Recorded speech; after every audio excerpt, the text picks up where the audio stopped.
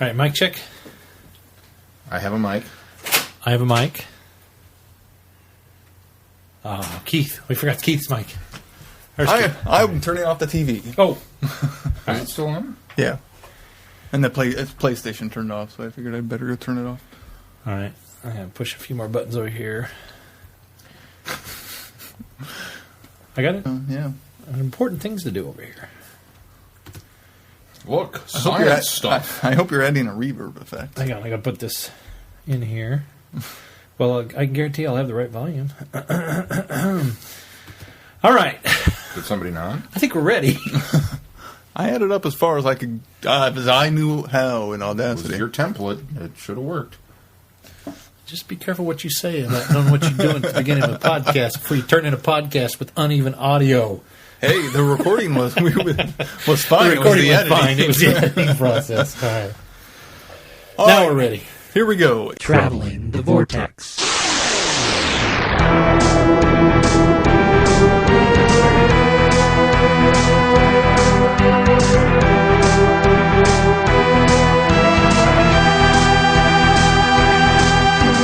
We've joined the Doctor as he travels the Vortex. That landed at episode number 104. And we're coming to you from sort of the crack between now and now. I'm Keith. I'm Sean. I'm Glenn. Glenn's back! I am back. Back from holiday. How was holiday? Holiday was good. What'd you Holiday was do? relaxing. Did you have a staycation? Yeah, just hung out at home. Didn't do much. Watched some TV. No, we went to Disney World. Woo! How was Disney World? It was awesome. Is it the happiest place on earth? It is the happiest place on earth. Except for when your son is sick. Oh, no. Yeah, Mason got sick about Wednesday night. He was feeling under the weather. Was it travel crud? No, well, he might have got it on the plane, but it was a cold. It was a really, really severe cold. He was really tired and lethargic Wednesday night, and we were, we smart. We rented a stroller every day to push him around the park. So fortunately, he could kind of lay back and sleep when he got tired late night. But Wednesdays when it first came on, and we took him back, and we went to bed, and I woke up because I was sleeping in the bed with him because there's these little full-size beds. They didn't have, queens, and so each adult took a kid. I was sleeping with him, and I woke up in the middle of the night, and I was just sweltering, and I was like, "What is going on?" And I reached over and felt him, and he was hot, like all over, burning up, feverish hot. And I was like, "Oh!" So I made a trip to the Walgreens at 3:30 in the morning, and got some cold medicine that had acetaminophen to bring the fever down. And that's what we did. He was sick the rest of the trip, but what we would do is we'd pump him full of cold meds, and it would keep him going, and then get him back and get him to bed at night. And he got better as we went, so it wasn't so bad later on. But no, aside from that, it's fantastic. We had a grand time. Come on, Mason, walk it off. Mr. Toad's Wild Ride is just around the corner. Unfortunately, that's not at Disney World anymore. What? Yeah, in 1997, there was a campaign to save it, and it failed, and so it's now the Many Adventures of Winnie the Pooh. And there is a Mr. Toad. They left one of the paintings above the door with Mr. Toad on it as kind of an homage. But it's still at Disneyland, but they changed it for Disney World. So, Well, did the kids enjoy it despite they did. getting sick? They loved it. I think it was exhausting for them. And when your kids are telling you on Friday that, "Wow, I'm glad this is almost over," you've spent a lot of time at Disney World. And that was the thing. We got there, and it was a fantastic. And I'm not going to get into a huge long discussion about this. I don't want to. That's for a side trip. I don't want to bore. No, I'm not going to side trip either. But I want to hear all the stories. Remember, you need to email Glenn at Traveling the Vortex. We stayed at this wonderful resort that I think we will probably go back. I mean, they always say Disney Files. We've only been there twice. We've been to Disneyland once. Holly and I went to Disneyland before the kids were born. Right after we were married. We took Caitlin when she was 4 to Disney World, and we stayed at Pop Century, which is one of the budget resorts, which it was a nice resort. We enjoyed that. This time we went with Mason in tow this time, and we stayed at Caribbean Beach, which is a moderate. It's the low rate or low end moderate resort. It's gorgeous. It sets right. It's all these like bungalow type, not really bungalows, but all these like housing around this one big lake, and then there's it's called Port Royale. It's kind of your like food and shopping and nice sit-down restaurant and all of that, a pool, nice pool and everything right there in the middle of everything. But it sets on this lake, and each of the little housing areas have a little white sand beach out by the lake. Now, you can't swim in the lake, but you can go out on the beach, and they've got recliners out there that you can lay on, or they've got hammocks up out there, and there's palm trees everywhere. And it was a gorgeous resort. And I think, they always say Disney files should go to the different resorts and find them which one they like. We hit this one, and we loved it. So I think this is probably the one we'll go back to because we had such a great experience there. And it's affordable for us. So, but anyway, had a great resort. We hit Animal Kingdom the first day we were there, so we did a half day at Animal Kingdom. Did you ride your Yeti? I did. First day. Well, we went and we did what was called the Kali River Rapids, which we'd never done before when we were there. Like I said, last time we went, we did Animal Kingdom in a half day and didn't get to half of it because it really didn't interest us. We just weren't excited about it the last time we went, so we didn't do a lot of stuff, but I regretted not riding Exhibition Everest.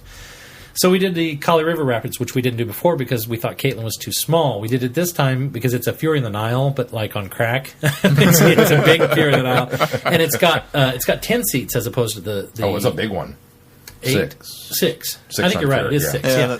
So it's 10 seats, and or 10 sets of seats, I should say. It's 2, 4, 6, 8, 10. Yeah, it's 10 total seats. Yeah, 5 sets of seats. Gotcha. And so we did that, and we were a little worried about Mason because it's an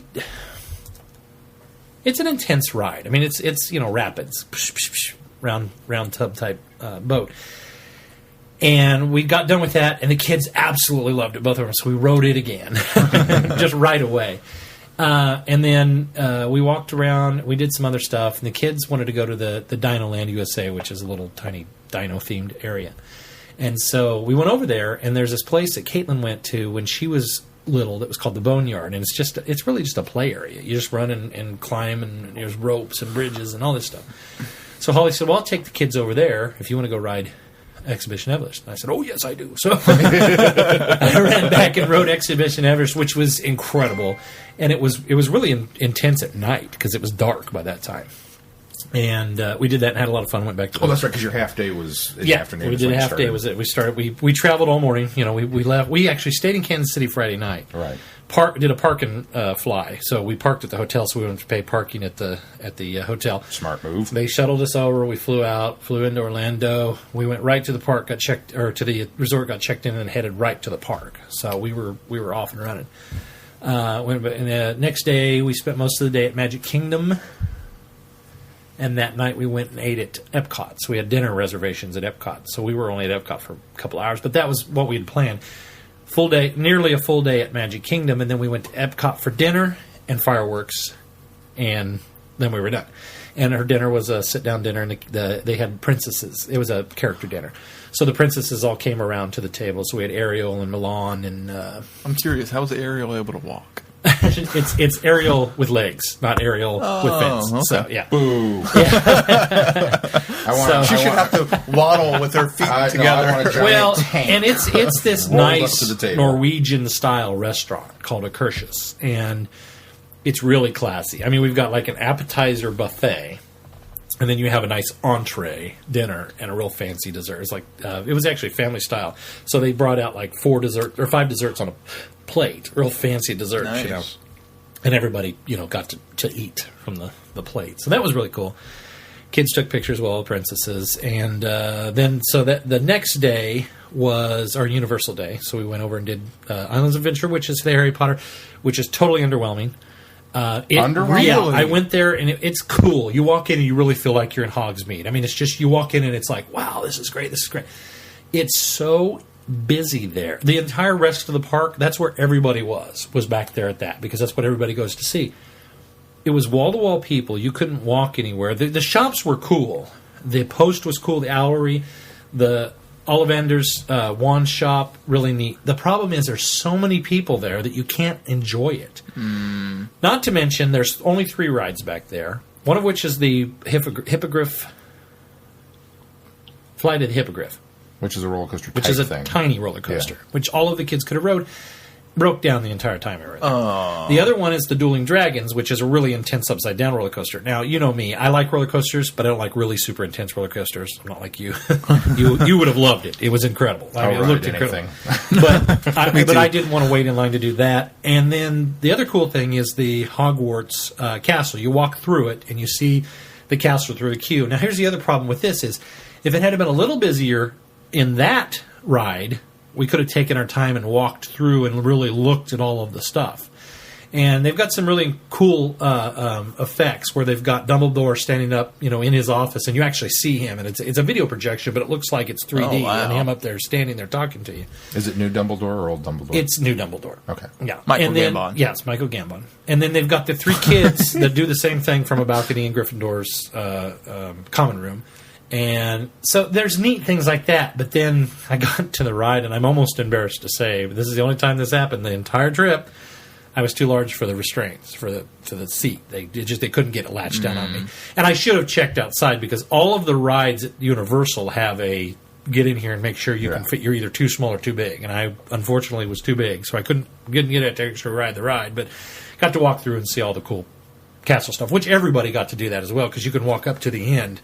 You can actually walk through and look at the stuff and then not get on the ride at all. So, unfortunately, we had built Caitlin all up and finally got her brave enough to get on this thing. And she had to turn around and get off because she didn't want to ride it if I wasn't going to ride it. So, anyway, so I was completely, part of that was added to the dismay, but it's a small area. There's not a lot of park there, which I expected a huge, grandiose park. Yeah. The other problem is when you're in the Jurassic Park area, the island, the Jurassic Park island, you can see Hogwarts Castle. You shouldn't be able to see Hogwarts Castle. I agree. It should be better themed That's then. totally right. Yeah. So the number of people that are in there, the sheer number of people in there, the fact that, it just couldn't get on any of the rides. Well, I could have probably done the dragon ride, the Dueling Dragons, but I didn't want to do that. So there's, and then just, then you're at that point, you're just there for like the pictures. I just snapped all the pictures. So it was a disappointment. It really was. Yeah. So I was sad about that. So it's not worth it if you're going to Universal just for that. Yes, absolutely. Now, that being said, we thought that was going to be the only thing we'd go there really wanting to do. The Dr. Seuss area, which we totally were going to ignore until we walked through it, the kids totally enjoyed that because it was all of the kid-style rides. So everything in there was great for them. We went to the Marvel area, which they have the big, giant coasters. Those are really the big thrill rides that nobody could ride. But they have the superhero characters running around out there, and you get a picture. And Mason was just in awe because he got a picture with Spider-Man. So he was that was incredible. So that was totally worth it. Did you do the Spider-Man ride? Or was it? We didn't because that's another motion simulator, and which I could have fit in that one, but because we were winding our day down, I didn't want to take the time out of everybody else's day. Yeah. So we didn't ride much there. We did do the Jurassic Park ride, which is the same as I had actually ridden the one out in California, which is the exact same thing.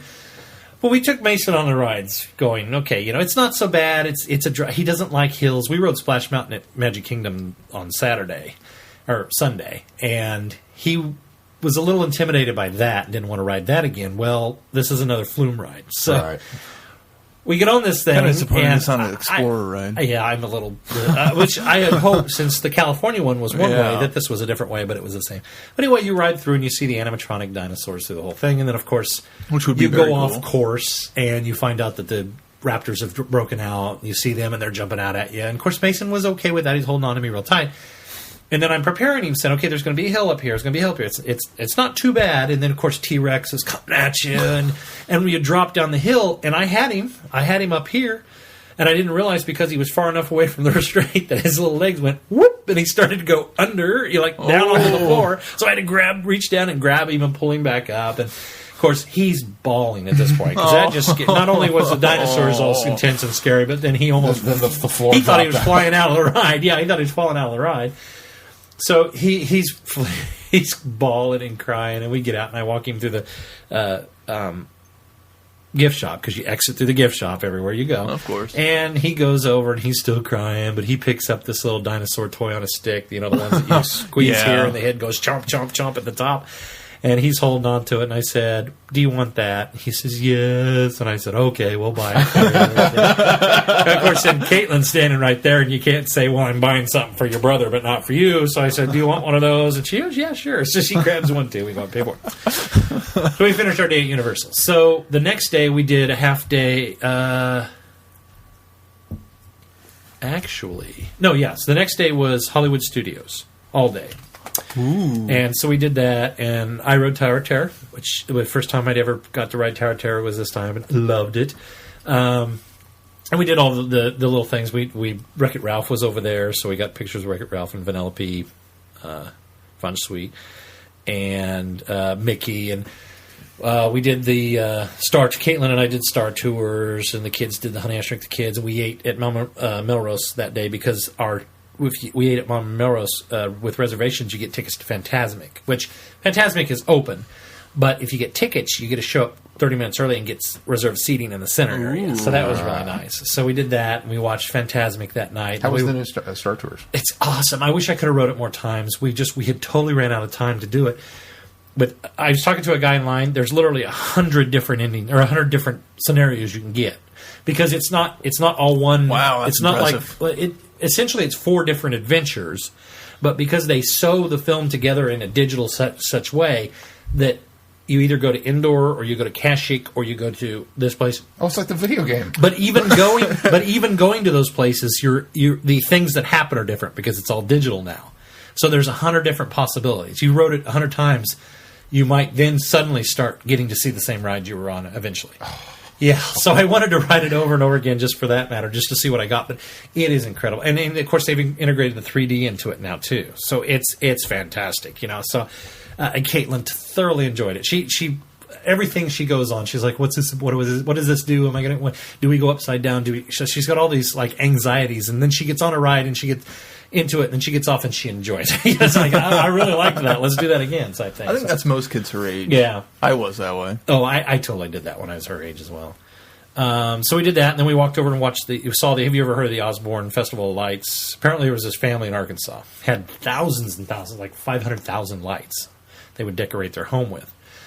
And eventually it got, I don't know if it wasn't too costly. It got too, a lot of people kept funneling through there, and it became such a spectacle that they had just too many people driving through, and it was causing traffic issues and whatnot. And so Disney came to, and they were not going to do it. They just decided they were going to give up, not do it anymore. And Disney came to them and said, "Hey, listen, we want to put all these lights in one of our parks, and then we'll call it the Osborne Festival of Lights, and we'll tribute you every year." And so that's what they did. They took it to Hollywood Studios in the little downtown area, the stage, the behind the scenes type stage area where all the buildings are. They actually decorate that, and it's just and it's orchestrated to music. So like every 10 minutes they'll do this big music number with all the lights flashing, and it was really that's incredible. just a Christmas time thing. It's just at Christmas time, yeah, just for like from November until I hope Thanksgiving New Year's, to New I Year's. believe. Yeah, Thanksgiving to New Year's. So that was incredible. And then the next day was the day that Mason was sick. So Holly actually, that was the night that happened. And so when we got up, we thought, well, we need him to rest. So Holly said, "Okay, I'm not that interested in going to Epcot. So you and Caitlin go on to Epcot." So we went and spent the day at Epcot and rode most everything that we wanted to ride that day. And then went and he was feeling better. So we ate dinner Caitlin and I ate dinner because we had reservations, and then went back and picked her and Holly and Mason up and went under the Magic Kingdom because we were going to go to do the fireworks and the nighttime stuff there. So we went and did that. And the last day we spent the morning in Animal Kingdom. And that wasn't the last day. It would be Thursday. We spent the morning in Animal Kingdom because we had breakfast there. And what did we do after that? Oh, we went to Epcot, and because Mason wanted to do the Turtle Talk with Crutch because Caitlin had talked so much about it, and he got all excited about it. So we said, "Well, we'll go. We had everything was planned out because we did a Disney planner, and she did a fantastic job, and I will totally recommend her to anybody that's doing Disney planning because everything went so smooth." But what he had done is planned a half day at Animal Kingdom, which we went and finished up some of the things we hadn't done and rode some of the things we hadn't ridden before. In fact, Holly and Caitlin, well, I took Mason to the Boneyard that morning, went and rode Exhibition Evidence. And Holly's not a big roller coaster fan, but she said, I really feel like I should do this because it just looks incredible. And Caitlin had built up enough courage to go ahead and go do it. So they went on it. And they both said when they got up and started getting into the car, they thought, oh, what are we doing? And they rode it. And they were both actually very queasy because at one point that goes backwards. Right. And so they don't deal very well with motion. And so that bothered them a little bit. But That's one thing I don't like about rides is going backwards. Oh, you know what? That's the best part of that whole experience. It really was. It was just the shooting backwards and then going into this cave and then seeing this big, projection on the wall. But yeah, Yeti. But this is just an animation of him tearing up the track. And it's just like a shadow. It's like he's supposed to be back here and you're just seeing his shadow. And it's not until you go forward that you actually see the Yeti. But anyway, so they did that. So I was totally stoked that they did that because I was so impressed that they did it. But the afternoon was a whatever we wanted to do. And so we had reservations at the Yacht and Beach Club for dinner. So we thought, well, this is perfect. We'll go do Epcot because we can go into the international entrance, which is only for resort guests. Right. Or if you have a dinner, you can go in that way because we could park almost any resort we wanted to. So we ferried around, and he got to do Turtle Talk. And Caitlin and I, who had missed Soarin' on the first day we were at Epcot, because the line was the hang glider one, yeah, right? It was 70 minutes long. We went ahead and went back to Soarin', and it was still 70 minutes long, but we went and got in line because Mason and Holly did all of the Seas with Nemo that we had done the day before. So that was the longest we laid it, and it wasn't even 70 minutes. I think we waited about 50 minutes, and that was the most we waited. Everywhere we went, it was not a busy week at all. Everything we went on, we probably were on in less than 5 or 10 minutes. Oh, good. Everything. And we fast passed a number of things that we were on in 2 or 3 minutes, because the fast pass lines weren't even that bad. So we did that, had a lot of fun, ate dinner, went back. And then Friday was an entire day at the Magic Kingdom because what we did is we went to the Magic Kingdom in the morning and then we took a break and went home and rested and took a nap. And then we went back because we had dinner reservations, with another character dinner at the Crystal Palace, which is delicious food. I recommend it for anybody that goes to Magic Kingdom to eat there. But Winnie the Pooh and friends are there for the characters. So, again, they came around to the table. That's cool. We had a breakfast early in the week, too, that was Mickey and Donald and Pluto. Or Donald and Goofy. And anyway, came around our table. And then that night, we actually had bought special tickets for Mickey's Very Merry Christmas Party, which is an exclusive event where you have to be a ticket holder. And that's really cool because they do a different fireworks show. They do a different parade. And they have different events going on around the park. So there were one place we went, it was just a dance party. And Caitlin and Holly went and danced, techno style, but with Goofy and Chip and Dale, and they had all these they had characters out everywhere in the park that you don't usually see, except for this exclusive event. And then over in Tomorrowland, they had a special show. Over in Frontierland, I believe, we didn't see that one, but there was a special show. Wow. And then and they had free cookies and hot cocoa all night long at a lot of the restaurants. And it snows on Main Street. So which I'm assuming the temperatures in Florida were... here's the thing. Fantastic weather. Upper 70s all week long until Friday. And then it was 40s, which luckily we had packed jeans and we actually brought jackets. So we were comfortable. Holly got really cold, how she is. But I actually 40s is still warmer than it is here. Yes, we didn't get the blizzard. Remember that episode of Doctor Who where they go to the sun? Holly would have been cold in that one. Yes, exactly. So, but I liked it because it really felt Christmassy, being cooler, that and night. And then that end of the trip, exactly, and that was the big finale for the trip, and it was just a wonderful night event. And then Saturday, our plane actually didn't leave until 6:00. So after we checked out, we went down to downtown Disney. We had dinner reservations at this place called, I can't remember this place, Presidio, I think, 37, which is Latin American food.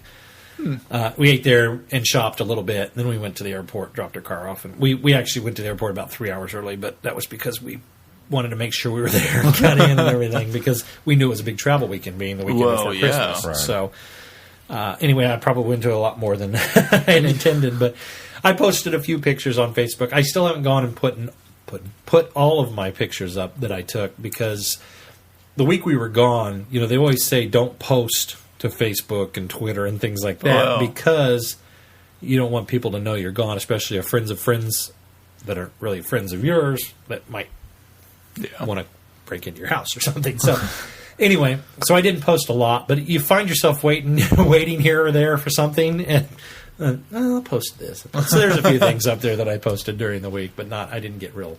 That was the nice thing about the cruise is I didn't want the international charges. Yeah, you couldn't help it. Yeah.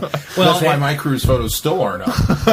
Because I'm sorry. I know that you shouldn't do it, but I love being able to go back to the hotel and hook up the Wi-Fi and go photo dump. Yep. And it just puts it up online, and I'm done. I don't have to mess with it. I don't have to gallerize it. I don't have to worry about it because that's a time-consuming. Right. You get done with a vacation. I still haven't put pictures. I can still photo dump it though. I mean, that's the nice thing. It's so. I like being able to chunk it out. Here's what we did today. Then the camera's clear for the next day, and it's charged, and everything's ready to go, and I'm set. But man, that's what I did when we went to Branson. But we were down there for 4 days. Not even 4 days, 3 days. Yeah. So But yeah, Disney World. Now every night I still came back and dumped everything onto the computer so that it was categorized. Yeah, because I didn't want to fill these cards up and then not have. And that was the nice thing is we only had one card for the video camera and one card for the camera the whole time. And of course we had high capacity cards, but I was dumping them off every night, so they were clean and formatted the next morning and ready to go. So the other thing we did, which we kind of embellished a little bit, because there's a thing called PhotoPass, and at the Disney parks they take pictures of you everywhere, and they give you a card, and then you take that card to a special place, and if you can, or you take it online, and you can look at pictures that you can buy later. Well, they have something called PhotoPass Plus, which our travel lady told us about, and we were a little leery about it. We went ahead and bit the bullet. It's about $230, but we actually got a discount. We got it down to $150 through our travel agent or through our Disney planner. And we thought, that's a little steep, $150, but, we're not probably going to go back for another 4 or 5 years. So this will get all of our character pictures. We ended up with 162 pictures on our PhotoPass. And we get a CD of all of those pictures that we don't have to have Disney print for us for $15 a piece. We can take that photo CD, because we bought this PhotoPass Plus, over to Walgreens or Walmart or anywhere we want and print off anything we want. We get the copyright licensing as well. Nice. So we can print any of this stuff anywhere we want. So we have 160... Every photo they took of you? Yes. Oh, wow. Maybe that is and that includes ride photos. So every time I was on a Okay, ride sold. with a ride photo picture. So I have my Tower of Terror. We have our Buzz Lightyear spin. We have Expedition Everest. We have everything that we did that we took photos on, that rides that took photos. We went and got our number, went up, hand them our pass.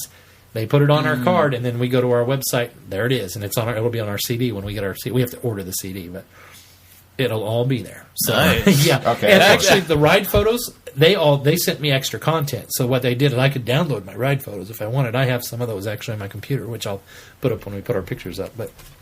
So yeah, totally worth it, because a ride photo can be like $15. $10 or $15. Yeah, you can go there and it's like, oh, I like that. Well, you can have a 4x7 picture for $15. $10 extra for a frame. You want those photos, but then you don't buy them because you think, I'll just buy one or two. I got every ride photo that I was on. I went in, here's my card. Yeah, I've already paid for this. And go, here's my card. The only ones we couldn't get, which we didn't get many that night anyway, was the Christmas party was special. Those will be on our photo card, but they won't be on our CD. We'll have to pay for those extra. They exclude those from the special events. Right, anyway. They exclude those from the photo pass. So on the Splash Mountain, is the photo you holding Mason up Lion King style? No. In fact, I think... So when we went 5 years ago, my parents went with me. And we bought the Splash Mountain picture because Splash Mountain is one of Holly my favorite rides. Absolutely favorite rides. And now it's one of Caitlin's. And I think she enjoyed it the first time she went on. But we bought it because it's all of us riding it. And Caitlin's like holding on to me, and she's got this like expression on her face. And I'm like going, big eyes and mouth real big. And Holly's like, looks like she's screaming. And my mom's got this expression like, exuberant excitement on her face. And my dad looks like he's watching television. Like he's at home in the easy chair just watching TV. He's got a little smile on his face. And we made fun of this photo for years. We said, look, Dad, he doesn't even look like he's on a ride. Ha, ha, ha. Guess what every one of my ride photos look like this time? Like I'm watching TV in my easy chair. I'm in Expedition Everest, and there's a guy with his hands up next to me going, yeah! And I'm going... And so now Allie's going, oh my God, you've turned into your dad. Okay, so now the most important question of the trip. You went to Epcot. You went to World Showcase. I couldn't find it. It's not there. It's not there, Sean. England. I walked all around England. It is not there. We went over and did the Agent P special thing where you go look for Dr. Doofenshmirtz from Phineas and Ferb. My daughter is walking all over London because that's where she picked to do her adventure. It's nowhere. I think they've taken it out. Oh. Yeah. I looked for it. I wanted the photo, and it's gone. Did you take the scarf for it? Uh-huh. Did you take the scarf just in case? No, I didn't take the scarf. But I was going to get my picture in one of the front of those London phone booths. Forgot to do that. Well, at least while I'm here, I'll get a picture in front of a London phone booth. Oops, forgot. We were in London twice because we were there when Caitlin and I went, and we had to walk through there to get to our to do Turtle Talk and all that. And I still forgot to get the picture with. But we walked through some of the London shops, and there was so much stuff I wanted to buy. It used to be right smack Did they have dab. Jelly Babies? So if it's not there, it's not there. It's not there anymore. There wasn't much. I mean, I didn't see Jelly Babies. No Jelly Babies? No. Now, they may have had them, but we didn't go to every shop. But I didn't see Jelly Babies. I'm assuming with your daughter, you would have gone in candy shops at least. Yes, we did. They have Jammy Dodgers. I don't remember seeing... They had biscuits. They had like a whole thing of biscuits, and one of them might have been Jammy Dodgers, but I didn't specifically see any there. But they had a whole big display of Did you do the Great American, whatever it is, at the America Center? The American Experience or whatnot? No, I didn't do that. Dude! We didn't do a lot in... animatronic Ben Franklin. Yeah, we would have done more. Well, we did the Hall of... Not as cool. We did the President's Hall one, of Presidents sucks compared to animatronic Ben Franklin. The dude gets up and walks across the stage. That. He's amazing. No, that's the international area, the World Showcase. It's we boring. did not do much of that. It's very cool, but it's boring. It was Caitlin and I by ourselves at Epcot, so we stayed in the ride area. We didn't even get around and do the Grand Fiesta, which I knew she would have liked because it's themed Three Caballeros, but Mason being sick that day really kind of threw a monkey wrench in a lot of things. Yeah. But we made sure to do... I mean, the first night we were there for our dinner, we walked through Mexico, and we walked around Norway while we waited for our dinner reservations. And that day that Caitlin and I were there, we specifically went through Canada. We went over to France because she wanted to see some of that, and then we came back and looked at and did our little adventure there in Great Britain, which is when I'm looking for everything. And I'm going, Caitlin, Mary Poppins, we got to finish this, Dad. We got to finish. Mary, we got to get a picture of Mary Poppins. No, we got to finish this, Dad. She's like so focused because that's what she went to Epcot to do. Was this little adventure? It's neat. You carry around this little phone. They give you a phone, and you go in and you get direct. Or it's like a scavenger hunt. You go through and you get these like objectives from, I don't know, you guys probably don't know Phineas and Ferb, but there's two characters on there called Major Monogram. No, I know Phineas. I don't know There's two Phineas characters called Major Monogram and I know what they look Gary? like. No, not Gary. Carl. And they're like the heads of this secret agency, and Perry the Platypus, who's like, to the kids, is just this normal platypus, leads a double life as Agent P, a secret agent, who has to foil the bad guy who is Dr. Doofenshmirtz. So... That's what you're doing is show? well, no, that's just a small part of it. The rest, that's the B plot. Yeah, it's the B plot because the A plot surrounds the kids and what they're doing for the. It takes place over the summer, and they're like genius kids. And in the first episode, they make a roller coaster, and the sister's always trying to get the mom to come and see it because she's trying to bust her brothers because they're doing something they're not supposed to be doing. Built a roller coaster, my mother would have been impressed. But anyway, they're not supposed to. So anyway, there's a whole other plot going on. Anyway, so she's running around, and it's really cool because then you go to these things, and like we went into the first clue, it shows you what to look for, but it gives you a clue because in our theme, Dr. Doofenshmirtz was going to take the Epcot, the giant ball, the giant golf ball, as he kept calling it, and he was going to use that to like disseminate gas over someplace or over England, I guess it was. And in order to knock everybody out so that he could win the golf tournament. So the first store you go in, it's silly. The first one you go to, but the cool thing is there's like a little plaque that has a golf ball on it, and you have to go find this plaque, and when you activate, the thing turns around, and it gives you like a code. I mean, in the shop, the plaque turns around. Wow. And there's a code you have to put into the phone. You put it in, and you get to move on. And... there was another place where like she Drive. she went into a shop. It is like Drive. You're right. She went into a shop. She had to stand at the bottom of the stairs and Lasted a pointed, little longer, and though. A gun on the wall goes up and it shoots at a globe, and the globe spins around, and on the other side of the globe is Dr. Doofenshmirtz's face. I mean, it says it's spinning. These are all in these shops that people are shopping. Nobody would ever known they were there if you didn't activate them. And the last one was in a toy store where... I've been talking too much. A video feed actually comes up and shows you the ending of Dr. Doofenshmirtz, what's happening. That's cool. Yeah. Incredible. Anyway, I've rambled on long enough for a side trip about Disney World, so... Yay! There was a whole lot more, but... That's the side Our trip. resort was That was incredible. the side trip. Our resort was incredible, guys. You want to sign off now, and we'll just call that the side trip since you already recorded it? I'm Glenn. What'd you guys do while I was gone? Besides recording a podcast on your own. Very impressed, by the way. Which, the recording went fine. It was the editing I had trouble with. He kept telling me... I don't like Audacity. Does Glenn do this when this happens? And I'd see the text like 6 hours later and go, no, it's at the end. Okay. Which, Does you Glenn were do wrong. this when he was doing it? I was like, no, I'm pretty sure it's at the beginning. No. I come to realize I don't know this podcast as well as I thought I did. You don't ever listen to the final That's project. true. Then.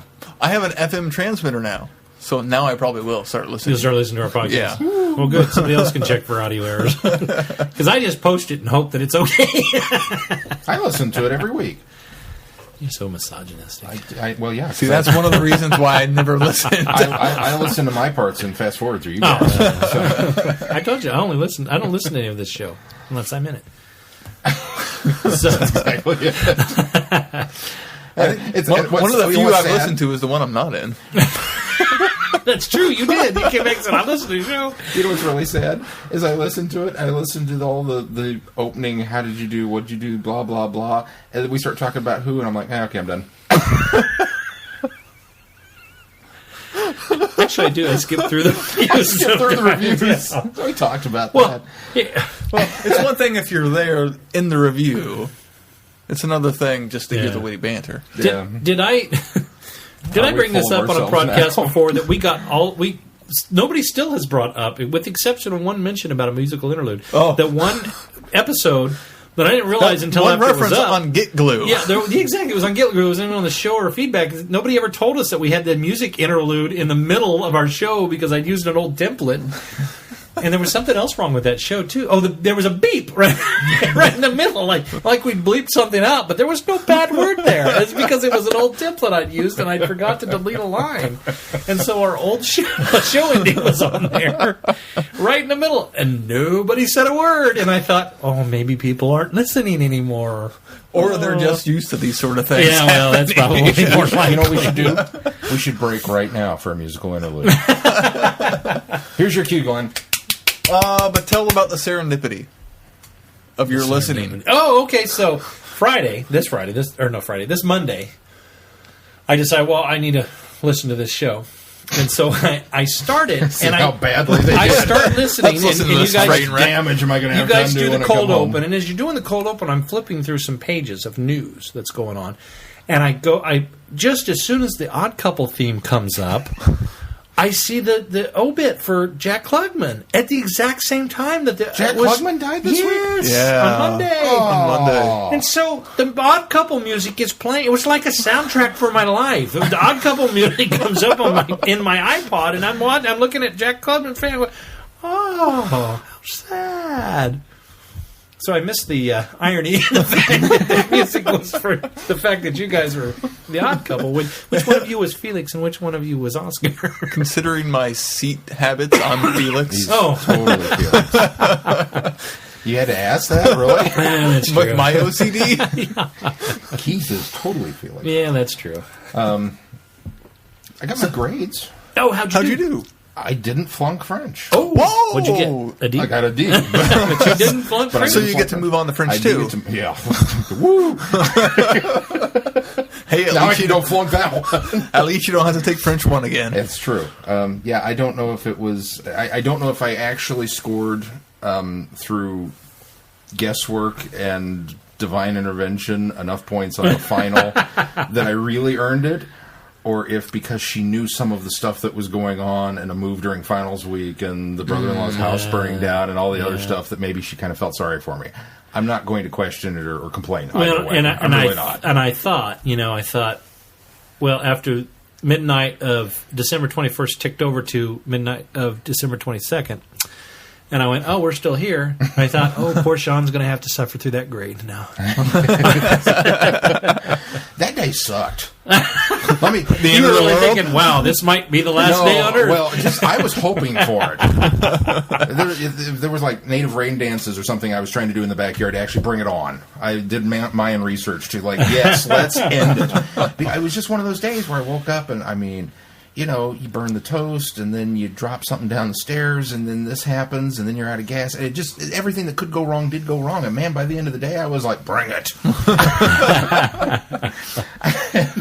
And I got on Facebook just to see, just out of curiosity, has the world ended in Australia yet? So you're talking about the 20th. They'll let us know. That day. And the day before the end of the world. Yeah, if it actually ended at 6 a.m. like you were saying. No, because I was off the grid the whole day, the actual 21st. Oh, okay. And so it wasn't until later in the night. We were supposed to end at 6 p.m. or something? 6 a.m. Or was it 6 a.m.? Oh, well, I missed it anyway.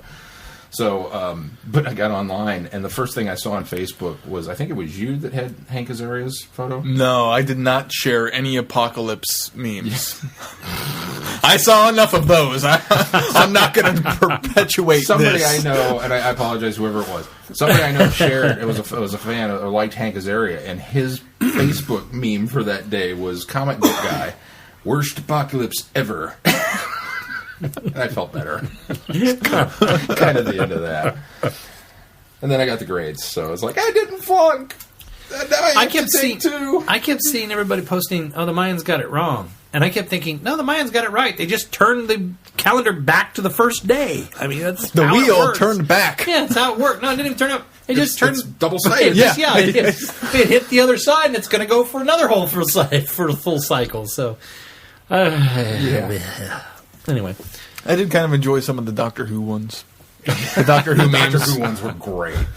You're welcome. Yeah. But we are recording late. We are, yeah. We're way and late. Christmas has passed. Yes. How was everyone's Christmas? Very good. Very good. Very good. I got more Doctor Who gifts this year than I have for every Christmas since the beginning of time. Well, let's do a breakdown. What Doctor Who gifts? Let's see. Well, the Doctor Who gifts that I got was I got the TARDIS cookie jar from my sister, and then I got Series 6 on Blu-ray from my mother. Ooh. And for my cousin, we draw names every year. So on Christmas Day, I opened the Doctor Who card game, which I had never seen. Did you get this from John?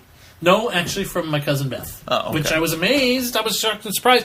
Which my mom drew John's name because we draw names. Our Christmas has just gotten so big. We've got so many people in our family. We do the Secret Santa thing, kind of like you guys do with Clontarf now. That's what our family, my dad's side of the family, used to do until they did White Elephant gift cards. Oh yeah, because that just became too big too. But yeah. So what we do is draw names, and so yeah, I got the Doctor Who card game from which I brought tonight, but we're not going to play because it's going to be way too late. From my cousin Beth. So I was like, oh, hey, they take notice now that I do a Doctor Who podcast and I like Doctor Who, but. My cousin John, my mom drew him, and so she had picked up the Series 6 for me. She went and picked up another one for him, so he got Series 6, which he didn't have on Blu-ray. Nice. So John Boy got Series 6 on Blu-ray for Christmas. And then, of course... It even comes with baggies. Tonight... No game that comes with baggies. It's a bad sign. Tonight, from Sarah and Keith, I opened Doctor Who, The Caves of Androzani Special Edition, which I didn't know. So I am super excited, especially that it's the special edition. Guess what might be going on the schedule soon? Caves of Adversary. Special edition. I wish I had something here that I could Now- make a flipping noise. I go, Glenn, 52 card pickup. It is not Doctor Who related, but I want to point out, since I'm talking about Keith and Sarah's gift to me, I got The Art of Bond from Sean and Mel, which is a really cool book that shows just like different artwork and pictures and things like that, all the way up through Casino Royale. Is that what you said? All the way up through Casino Royale. All the way up- So, and it's really cool. So it's super awesome. So we can't get away from this podcast without mentioning James Bond.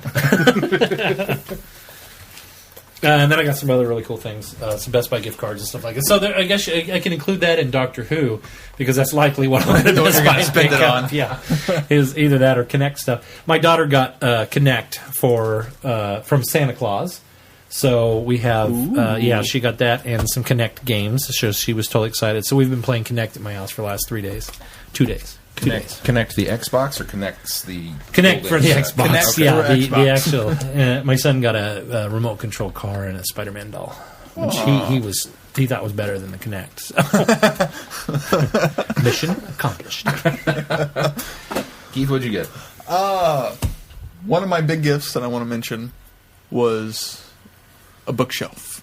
I saw the box here on the floor. Yes, I need to assemble it because I got it late. Is it going here? No, it's going over there. It's replacing my DVD the shelves. DVD shelves. Oh, okay. Yes. What are you doing with the DVD shelf? We're gonna Dibs. move one of them on this side, and we're gonna save the other for when this shelf gets full. Darn. And then the games are gonna spill over to I it. wanted dibs on that one. Okay. All right. I think we're keeping the big one. Well, he's already spilled over into the floor. He's got some stacked up between the I've got bookshelves. 3 high on one side and 2 high on another side. So what you're saying is that if there was a company that did customizable book, movie, CD, DVD game shelves, that you'd pay big bucks for something like that, right? What do you mean customizable? Customizable. Like we'd build to your specifications. Oh, well, probably. Like a TARDIS one? Yeah, could you make it a TARDIS one? That'd be cool. Awesome. Your dad's making you one. Do you mind if it's sometime? a little lopsided? He doesn't and not know it quite yet, square? but yeah. Me and my dad someday are making one. But also, my cousin got me a very cool minimalistic poster for Force of the Dead, the Doctor Who episode. Oh, I didn't see that. You know what's I need to hang it still. you know what's very funny is that in the Clontarf group, Patrick drew my name, and I got the Silence in the Library minimalistic poster.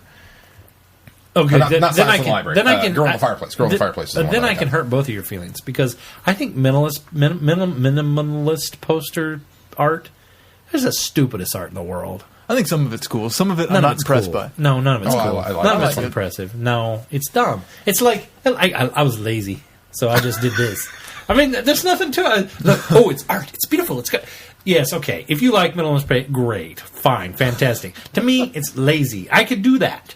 I'll do you a minimalist poster for every Doctor Who episode there is. It will take me 2 days because it's easy and cheap and lazy. Challenge accepted. I want these on the website. You have until what time is it now? I'll even give you midnight.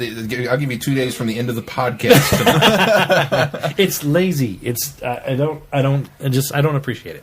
But you know, if you like, if that's your thing, whatever. I wouldn't have a whole house full of minimalistic No, art, you but wouldn't. I a couple, think, yeah. I think certain ones are cool. This is the other thing I'll say for it. This is not necessarily something I would have gone out and purchased for myself. Yes, but receiving exactly. as a gift, it's awesome.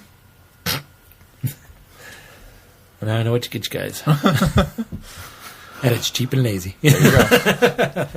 But other Who-related items, my dad got me and Sarah 2 fuzzy blankets of the TARDIS exploding. I saw that. I wondered if that was new. It was on the fleece on the couch. And Sarah has Yeah, one I in the saw that. bedroom, too. That's awesome. Yeah, so that's we really both cool. I got saw that. matching. I thought, have they had this before? But I didn't say anything. So. Your weeping angel is leaning. Yeah, it's been leaning the entire time. Oh, okay, never mind. She's heavy. That poor tree's doing all its can to hold her up. And because it's real. We don't refer to the angel as heavy. We say that she is big boned. Sarah's parents got me the 5 Doctors special edition on DVD. Ooh. Yeah. I sound like a ghost tonight. All kinds of excited over stuff. This is the coolest. Blake got me and Sarah This is pretty dang cool. Adventures in Time and Space the role-playing game. He said he got it for us, but really it's for the entire group. Yeah. We're just keeping it here. Now, reviews of that and the card game will be coming soon. Eventually. Add that to the schedule. Add it to the schedule. Add it to the Give us schedule. time to play them first, though. Yes. Next week. No! I've got plans Saturday. No. That's what he means. He's got plans Saturday. To play the game. Oh, okay. But Christmas was great other than having to work. Oh, Yeah, because I had weird shifts. We had Christmas with my mom. I'm sorry about that. I feel bad, but... It's not all your fault. Yeah, no, it wasn't all my fault. It's not but- all your fault. Just partially. Yeah. He wanted me to work that shift, but I was like, that doesn't work for me because I'm just getting back from vacation and then I have to turn around and go to work. But early in the morning. Like a true You friend. know, you could have made up for that by working Christmas. He asked me, dude, could you take this shift? And like a true friend, I said, no. Nope. Well, I did. It's not like I was really given a All right, choice. here's what was going to happen, though, was I told him, no, absolutely, I would not work that shift, but I would work Christmas. I did tell him. I said, I'll work Christmas. Really? Yeah. Because, well, that's what he said. This is your shift. And I went, I'm not working the overnight shift. I said, I can't do that. That's just too big of a turnaround. But I said, and I threw it at him. I said, listen, I have worked every holiday this year. There's not a holiday I have been off. I told him that. I said, I haven't been off. So now you're making me work Christmas. And you're thinking you're giving me a benefit of having Christmas Eve off by working out. I said, I'm not going to do that. That's crap. I said, if I got to work Christmas, then so be it. I understand. But I'm not going to do it. And then he brought you in there, and he called me and said, well, you got Christmas off now. And so I felt bad, but... He didn't even put Christmas being off on the table for me. See, that's ridiculous. He Because pretty I much think he would have said, given you Christmas you're off. working this shift and this shift. Yeah. Well, see, that was what I was originally... He wanted me to do, was work that shift and that shift. And then I said, well, all right, well, I'll work Christmas. But I told him I wasn't going to do the overnight. I'm sorry, I can't do that. I said, you want me to do that?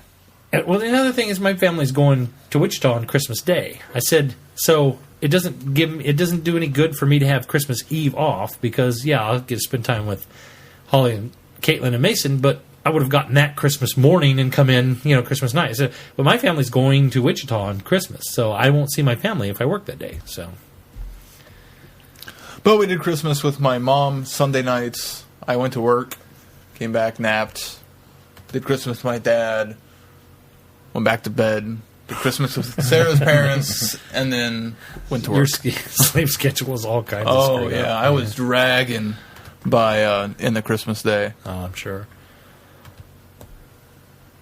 How was your Christmas, Sean?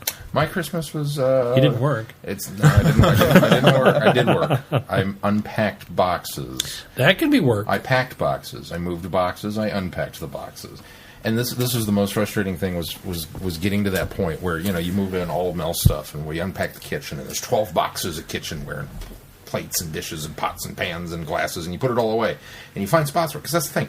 You got to plan out the kitchen. You can't just unwillingly... absolutely. So we strategized and put Of everything all together. the rooms in the house, Yeah. you plan out the kitchen because that's where everything's That's the going big to one. go. Yeah. So we got it done, and we stood back and went, and then we went downstairs. And downstairs, which is where we're living, because the kids kind of have the bedrooms upstairs, and then there's the whole downstairs, which is kind of becoming a studio apartment where all my stuff's going.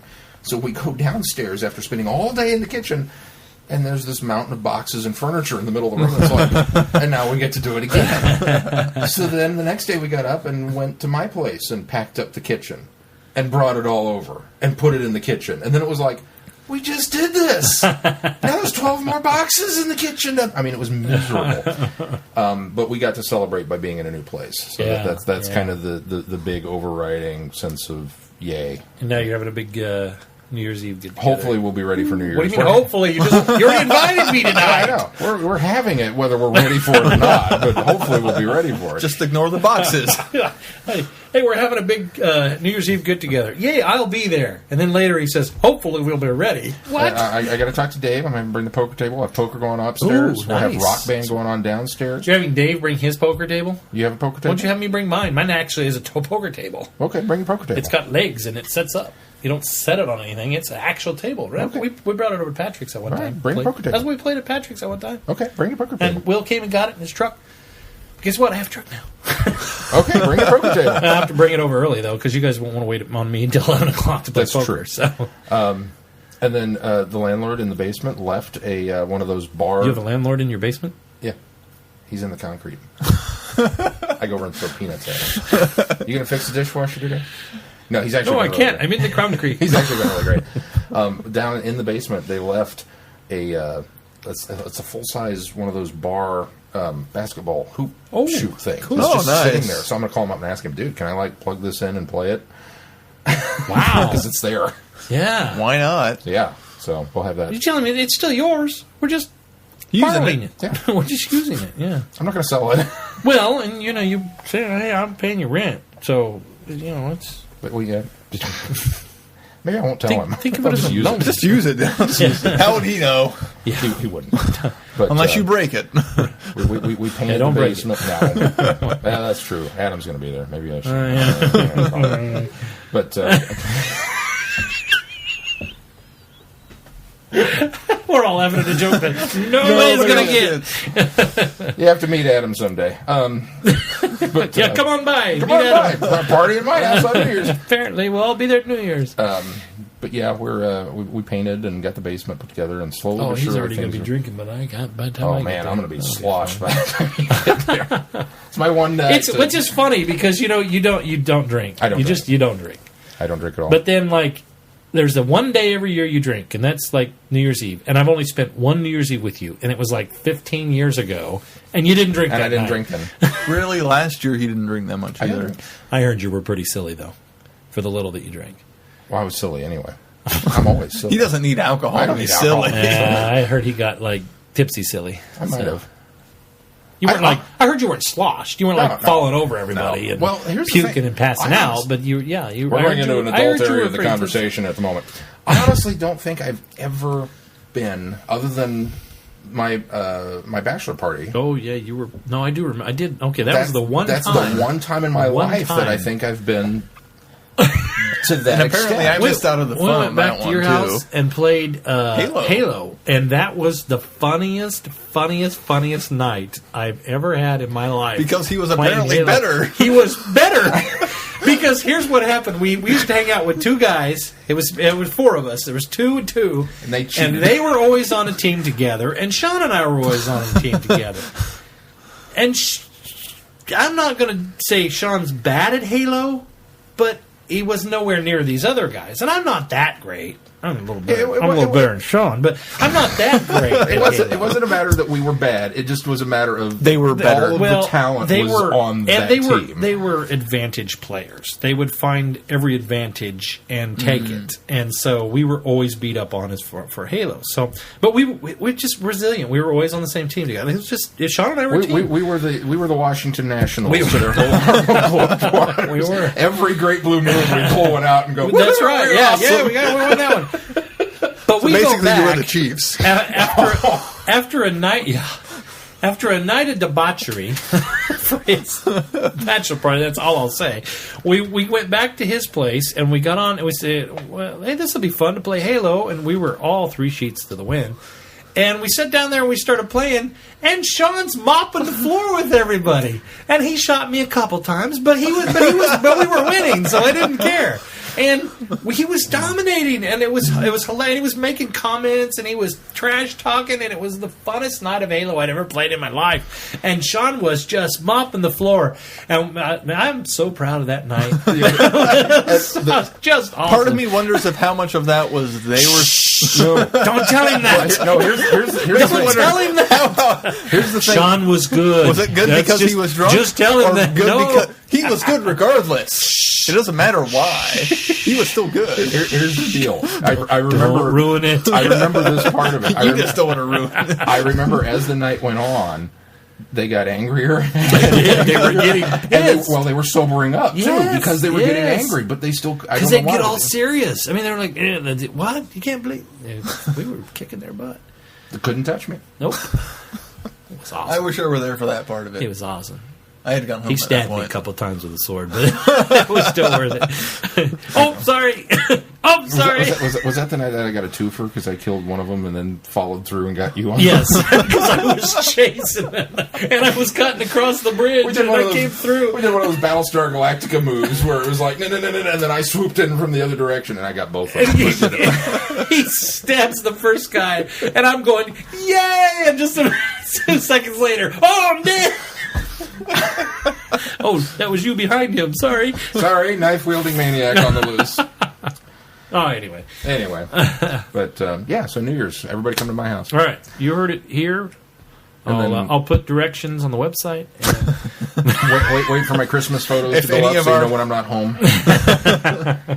And then, who-related gifts real quick. I got my jersey, my wonderful jersey from my mom. Yeah, she ordered me really one of the awesome. geek jerseys with the TARDIS on it. It's so cool. it says Vortex Sean on the back. Vortex shot on the back. And then Mel got me... It's a little keychain ray A gun. little. It's an itty-bitty little ray tiny gun. It really is the noisy cricket. It really is. It's a Men in Black noisy Fire it. cricket. Oh, I don't like it. Oh, I did. I got it that time. But it's just a keychain. But it looks like an old, Buck Rogers, Flash Gordon style ray gun. It's not even a laser gun. It's a ray gun. Yeah, it is. And it's an itty bitty little keychain, but it makes noise. And it's the coolest thing. I've been playing with it all day. Noisy cricket. Noisy cricket. So Lots of fun. Boy, we haven't even started this newscast or webcast yet. I told you we should just do a All right, here we go. Moving on to news. Well, I hadn't talked for 40 minutes on Disney, which I wasn't going to do. We should have just called it a side trip. Yeah, see. There's still time for you to edit that. I put clapping in for the musical interlude, That's so you right. can just end it there. Just end it there. What's in the news, Keith? First bit of news is there's some galley guests. There are some galley guests. Some big news, and it was nice of Galley to wait until late in the day on Apocalypse Day to announce this, because if they'd announced it early and the world had ended, I've been really upset. I've been on my little asteroid out in space going, no! Wait, you have a way to get there? I do. And you didn't share with us? I do. We'll start off with this terribly sad news of a cancellation. Actor Bruno Langley will not be able to attend the convention next year. Who was Bruno Langley? He was Adam. Oh, that's right. Adam. Yeah, Adam. I will He's shed, actually a companion. I will Technically, He shed was a single actually tear a companion. Yeah, I know you're not a fan for of Adam. Adam's not low being tier, able to be there. just above Adric, or just below, Just a bit. just above. Wow. Peter Angelides has written many BBC Doctor Who novels. Who? Peter Angelides. Is a cancellation? No, he's coming. We're on to the good news. All now. right, good news. Bruno's not coming. Sorry. Okay. Bruno's not coming. But he's written Take several, that as news as you wish.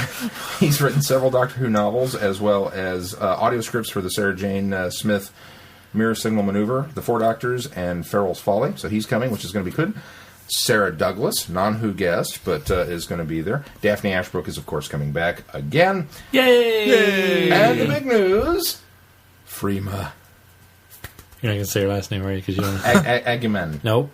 Agiman. Yes, Adjuman. Adjuman. Freema. Martha. Martha's coming Jones. to Galley. Martha Jones. That's huge. It's her first North American Martha convention. Smith, as I called her a couple Martha weeks Smith. ago. Well, she Oh, yes, still she is. Yeah, she got married to Mickey. So Yeah, she is you're Martha correct Smith. now. 2 weeks ago you weren't, but so that's That makes me more than any other guest they've announced so far. That's the one I'm like, That's oh, cool. I wish I were going. That's bigger very than cool. Sylvester. Bigger than Sylvester. Because he was just at Chicago, so I mean, it's not like he's. I wasn't in Chicago. You still didn't go I to wasn't Chicago, at Chicago, either. but that doesn't rule out the chance of me going to. But you've been to a convention with Sylvester, right? No. I thought he was here when you went to KCTV.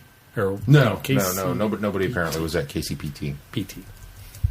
I thought Liz Slade was Right, at right, KCPT, right. Because but you get that card and Yeah. then you memory cheats and Yeah. all that. But Oh, I no, thought nobody because was there. at the time that I at that time He was on. there was a tour with him in the U.S. Right. Yeah. Okay. Yeah, But no, but he wasn't here. He, Okay. Well, I don't even know if he was a part of the tour, but he was the current doctor at the Well, he time was- that the well- tour went on.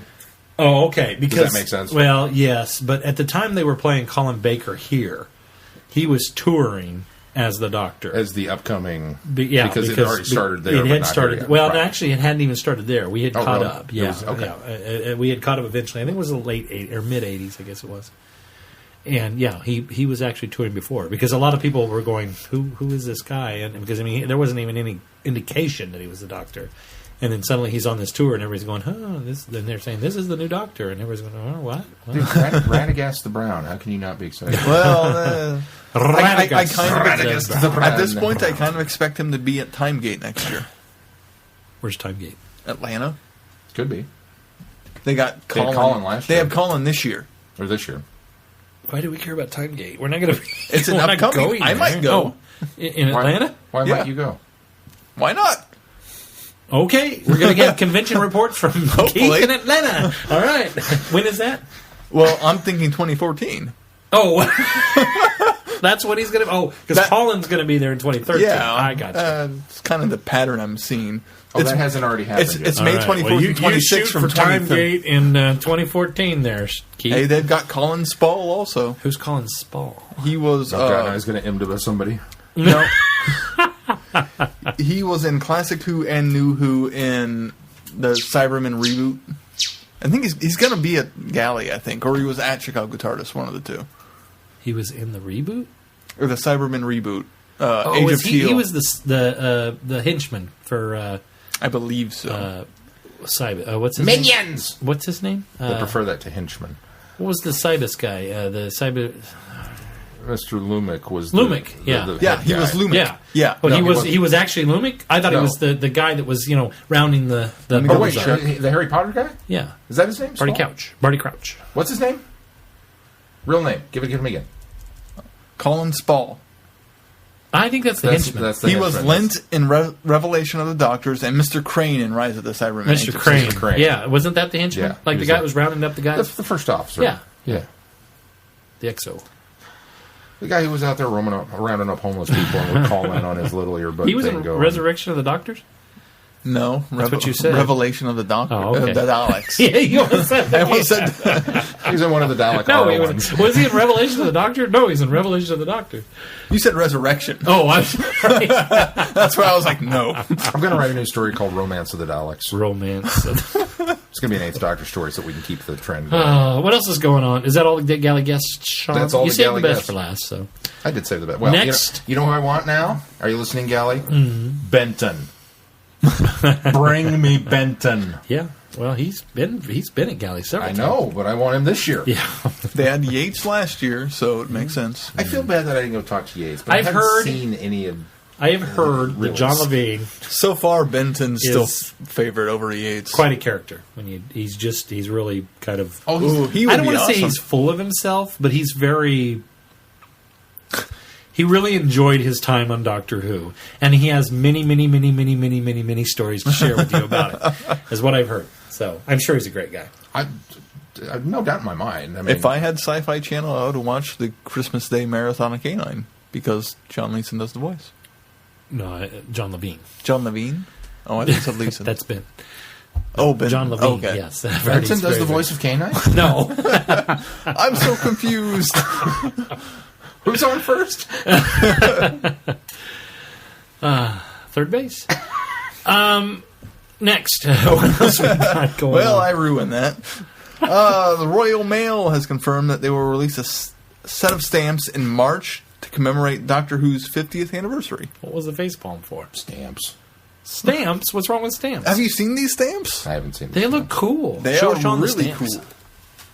Oh, those Yeah, are cool. yes. Features all 11 television doctors.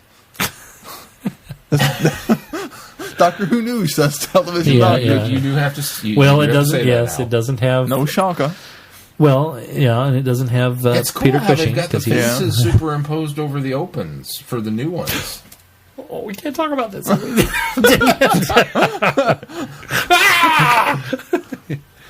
Damn you all!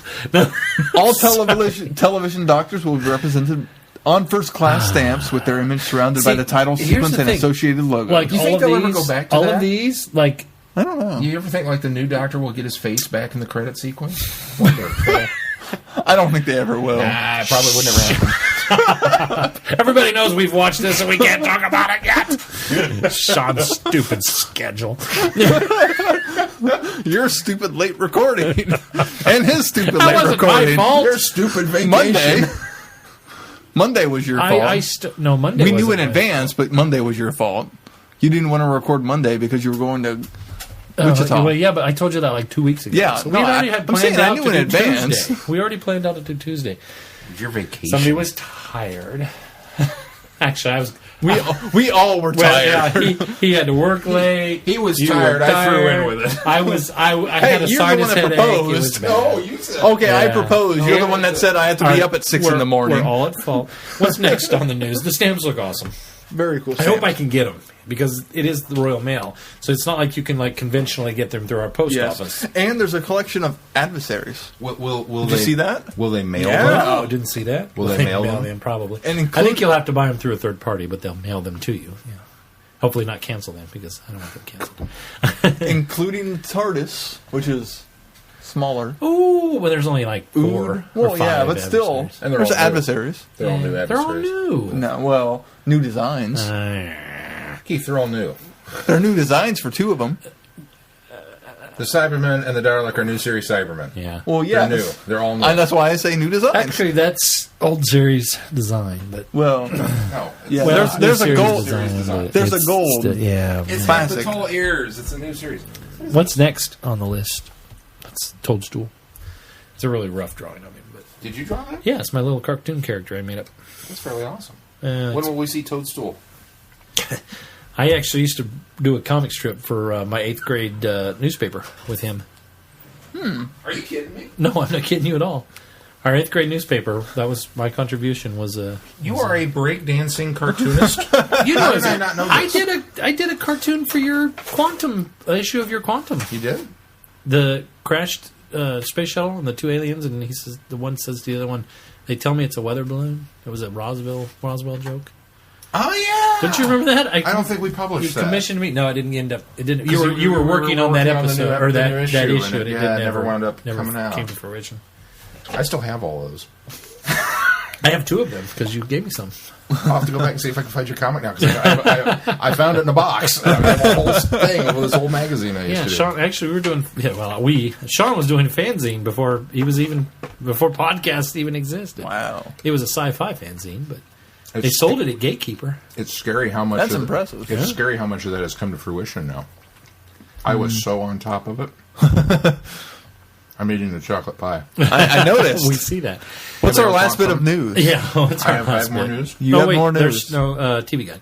Yeah, that's him. No, there's also No, it's not me. Simon Fisher-Becker. That one's me. TV Guide. You brought up the TV guide. TV brought up the Guide. TV Guide? No, I brought up the fact that you can vote on TV Guide's Facebook page for this week's Oh, this yeah. week's episode. Oh, we were talking the other one. Whether it's a cheer or a jeer. So be sure to go to Facebook TV Guide and vote, because right now I went to results and it's like overwhelmingly cheer. So which is fantastic. Well, you started that sentence making it sound like right now it's getting jeers. No, it's getting cheers, but still go there and you made it sound like unfortunately it's getting cheers. He's in the news. He had to hook us with the thing Yeah. and then deliver the still alive.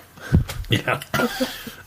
So go there, and then there was another little bit of The other TV thing Guide news. that in the I don't remember. I thought it was this week's issue. It's the one with the big collage of all the different TV shows on the cover. Best of 2012. Best of 2012. Yes. Which Doctor Who's not on the I did cover of see that. Right. But on the inside, Yes. Matt's pick for the week. Tuesday's pick. What's Tuesday's pick? Christmas special. Yeah. That's what everybody should be watching. That was the full page feature inside TV So be sure to Guide. watch that when it comes on. And I'm fully saying wait. that I'm fully saying that everybody they put that in there because they listened to our show and we gave them jeers for their Doctor Who cover.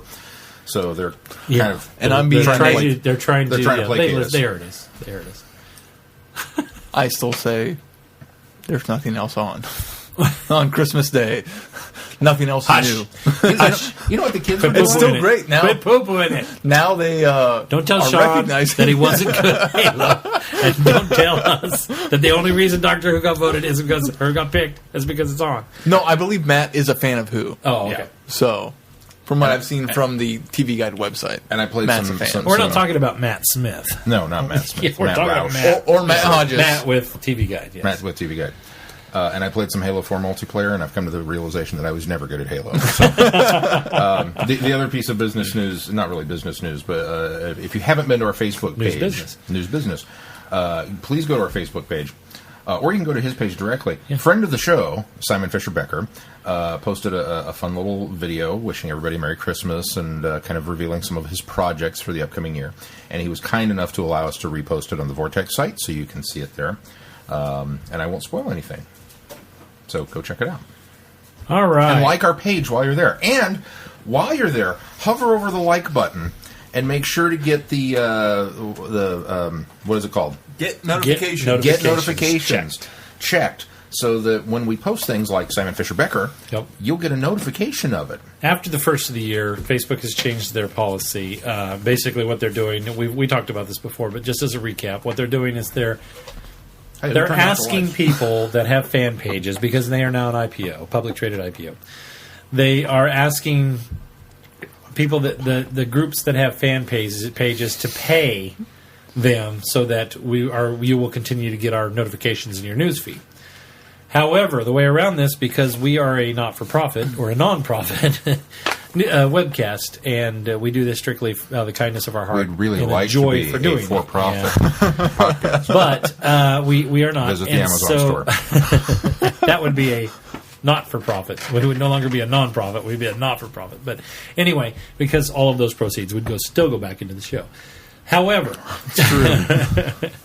if you want to send us money directly, in order for you to continue to get us in your newsfeed, you need to go there and actively click that you want to get us in your newsfeed, and that will get around that.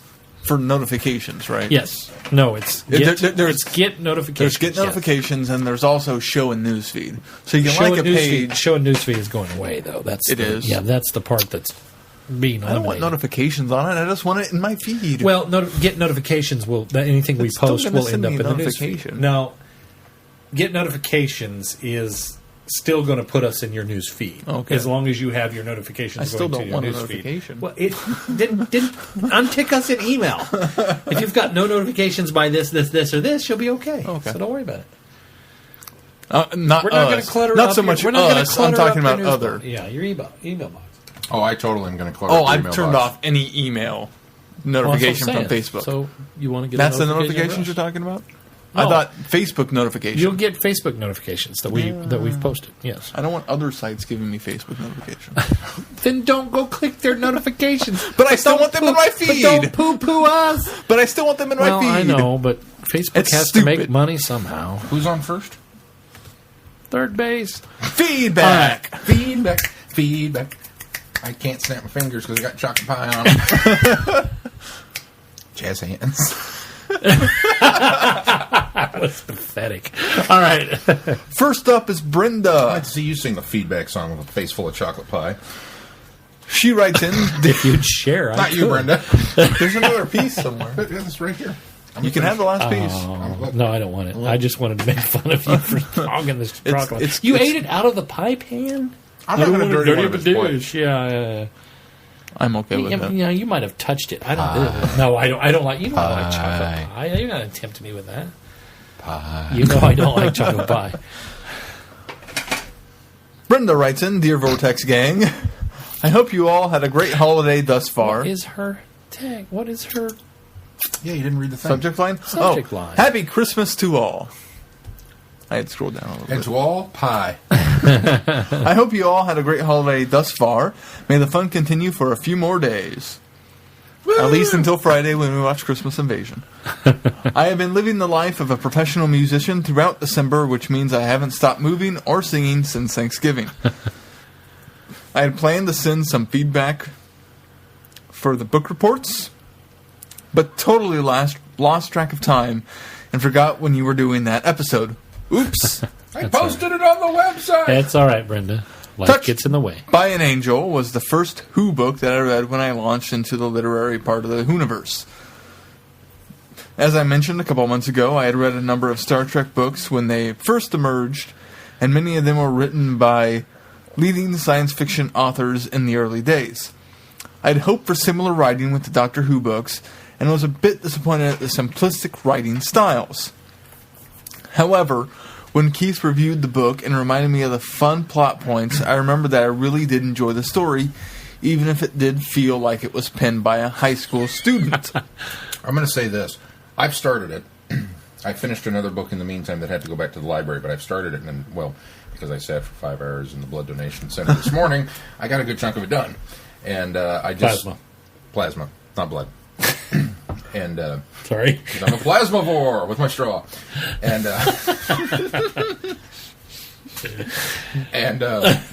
I'm up to the young Mark just went to go visit old Mark of his own volition. Oh wow, you got really far. Yeah, you're almost done. I churned through it. It's good. I don't think I'm enjoying it quite as much as you did. Probably for that same reason, because it kind of has that. I guess I've had that experience with all the Who books I've read. They're all very simplistic stories. Anytime you jump into simplistic Human writing. and Shada were pretty. Well, I don't count Shada. Written. Being Human was even, I thought, written on more of a. Yeah. I mean, it had those cutaways to compared to Shada, it was. Yeah. Well, compared, it was I mean, apples and oranges, but just because it's the same author, it's Gareth Roberts on both of them. But yeah, I mean, like I said, I'm still enjoying it. I'm not enjoying it as much as I enjoyed Apollo 23. Really? But I still enjoy it. It's still a good read. I'll give you that.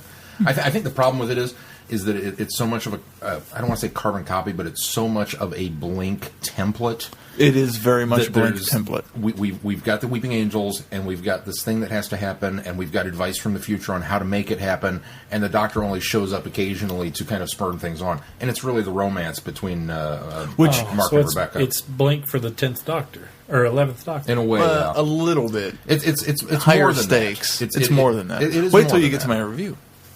Yeah, I haven't got that far. We're still talking about moving. It is definitely more than that, but it feels like a Blink template. So I think maybe that's well. The resolution is also very Blink. But like the wedding bit, I think I forgot to mention one of my. Did I mention my complaint with that? With the wedding bit? I don't think so. Well, why don't you do it now? I'm going to do it now. Okay. There's the whole wedding bit, which was great and enjoyable. Mm-hmm. And then young Mark goes to visit. Sees his dad in the. Well, no, that's not the problem I have. Okay, go ahead. Okay. Mark goes to visit young Mark, or young Mark goes to visit old Mark. And in this aftermath of the Blinovitch limitation effect, Roy remembers, oh wait, the old Mark I investigated wasn't married. Really? Really? You didn't remember this when you were at the wedding? I completely hit my. I get where I completely hit my. Have you gotten to that point? I haven't got to that part yet. There's a point where Rory remembers. Oh wait, Mark's not married. What's going on? That's one of those important plot points that should have been brought up. Where I got yeah, that. Okay, it's like one of those. Really, you didn't think of this during the wedding? And it made me hit my I literally hit my forehead and said. I don't remember what I said, but I hit my forehead and said, "Well, that was stupid." The wedding scene is great. The wedding scene. The wedding stuff is great. great. Had been filmed, if this had been like Russell T Davies era filmed, it would have been the greatest farcical Who episode ever. And I can totally see Matt Smith doing some of those things and like, okay, I'll be right back, and then running into the TARDIS to go do something and coming back, and that whole time travel bit. It didn't. I don't know. It didn't work for me on the page. And I think honestly, the other part of him is he doesn't. There's only been like 2 instances where I've really felt Matt Smith embodied that this is the Matt Smith Doctor. The rest of it's just kind of been this character called the Doctor who's running around being clever, but it's not really. Well, the same. That's the same thing with Amy and Rory too. Yeah, there's just little moments of them that they. As I mentioned, when 2 Rorys show up, that's not Yeah. very Amy-like. Yeah, no, it's, like I said, it's a fun book. It's definitely worth a read.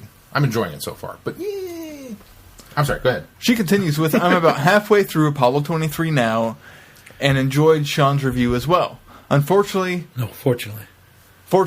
yes, I'm not all bothered by spoilers, and I'm looking forward to what's ahead for me as I read the rest of the book. Okay, so in the Christmas special, Being an Anglican church musician, in addition to my other choral... How do you say that? Choral? Choral. Okay. I think of the TARDIS interior, choral. Pursuits. Same pronunciation, different spelling. Yes. Not a reef underneath the ocean. No. The TARDIS Endeavour. Under the There's sea. the Doctor Who thing. Under the sea. I'm writing That's a this- Disney reference. I'm writing this on Saturday before I head to into the 3 days of nonstop music. I have 3 big services and a Christmas children's pageant rehearsal tomorrow, Sunday, culminating in the very British service of Christmas lessons and carols. On Christmas Eve, I arrive at church at 2:30 in the afternoon, and after 3 big other Lost your stuff... place, didn't you? I did. I did too, just as you did. After 3 big other staff singers... No. Wait. After 3 big services. After 3 big services, one which is televised by Atlanta's ABC affiliate, I leave at 1:30 in the morning.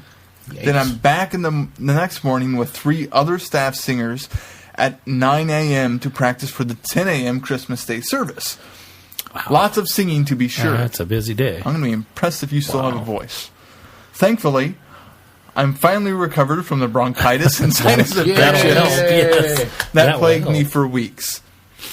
Since we'll still be in the 12 days of Christmas season when you read this, I've attached a special gift for you 3 as well, as for the entire Vortex crowd around the world. One of my duties at church is to lead younger children's choir ages 5 to 7. Last week, as we were practicing for the children's pageant, I recorded the kids on some of their songs so that they could hear how they sounded.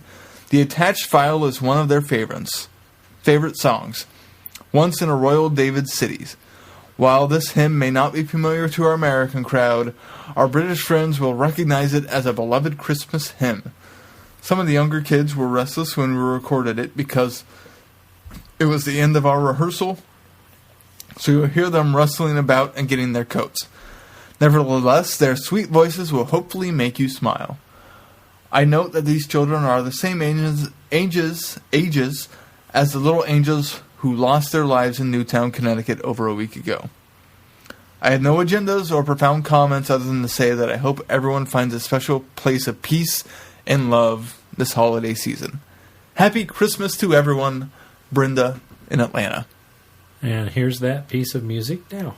Once in Royal David City stood a lonely cattle shed, where a mother laid her baby in a manger for his head.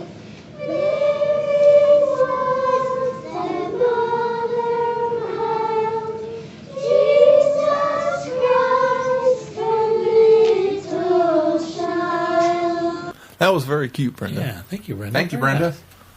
And yeah, I've never heard the song Me before, neither. but as she said, some of our British fans will probably recognize it. British fans, let us know. One of our non-British fans wrote into us also. His name's Phil.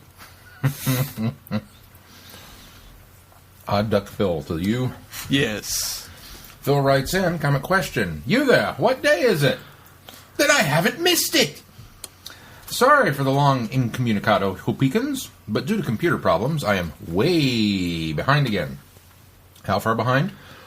Well, I just finished the sonic screwdriver debate. So yeah, I'll be mainlining Vortex for a while. Woo! In my spare time. Woo! Which isn't very much lately. Woo! You had me read this because I've been wooing all night, haven't you? Yep. Kind of tired of wooing. I think I'm going to do something different now. Anyway, I'll try to bounce between the backlog while staying current with the Christmas episode. Oh, real quick, had a thought on the sonic screwdriver. I can sum it up thusly. Bat shark repellent. Just as I expect Batman to have any number of gadgets and tricks in his belt, I expect the Doctor to have any number of new features on his screwdriver. He's quite brilliant, and it doesn't take a leap of imagination to think of him tinkering with it in off hours. Why should he not adapt it as time goes on? The problem, as you've all stated, is when it's used when a writer has painted themselves into a corner, and the screwdriver is the way out. I realize it was used properly in Power of Three, but wow, that seemed like a big cop-out to me. It's like he waved a magic wand and the day was saved. I'm calling Bat Shark Repellent on that. You know what the best Bat Shark repellent is? Batman's fist. You know what he's talking about? Yeah, I know what he's talking about. Yes. For those of you that may not know. I made the joke when I was telling you about the scene in Arkham City. Oh, that's right, you did. Okay, I remember now. I've been hit one too many times with the Bat Shark, so sometimes my memories. For those of you that don't know, Batman the movie, the old Adam West, not the Tim Burton, not Batman, Michael Keaton, which is not Batman the movie. No, it's Batman the movie, which stars Adam West and Fred Ward, 69, Burt Ward, and Burgess Meredith and Cesar Romero, and all the villains. Burgess Meredith. There's a scene where he has to fight a shark, and he pulls bat shark repellent. Because, of course, in the old days, it was, everything was the bat this, the bat this. And they even spoofed it on Scooby-Doo with bat cookies. Yeah. Bat shark repellent to fight off the shark. Yes. And it's got one of the greatest lines of dialogue of all time. All right, guys, I'm out. Hope you, your families, and the other listeners out there have happy holidays. Odd Duck Phil. P.S. Did anyone see the trailer for the Pacific Rim? Wow, that has my interest. Oh, and I liked The Hobbit. I have seen neither. Really? I've seen the trailer for Pacific Rim. I've seen the trailer for Pacific Rim. I have not. What's that about? It's giant robots fighting giant aliens. But they're not aliens. But it's written and directed by Guillermo del Toro. No, it's not a Michael Bay It's film. Del Toro. It's Guillermo del Toro. Yeah. Is this what he went and did besides The Hobbit? Yeah. And the aliens... It looks fantastic. The aliens are not aliens. They're interdimensional from... Ready? Are you ready for this? Under the sea. I kid you not. They come from out of the oceans. It's an anime come to life. It is. It looks like a Japanese animation, which, of course, Glenn will not there like. You go. I don't like it. Oh, but it's also got the main actor who's playing the commander, Idris Elba. Did I say that wrong? What? Idris Elba? Yeah. The gatekeeper in Thor. And the lead captain in Prometheus. The big black guy. Yeah. He's in it. Who cares who's in it? There's giant freaking robots fighting aliens. Apparently, he also brought some designs from The Hobbit to this movie. Still not selling it for me. Watch the trailer. Watch the trailer. All right. We'll include it in the show notes.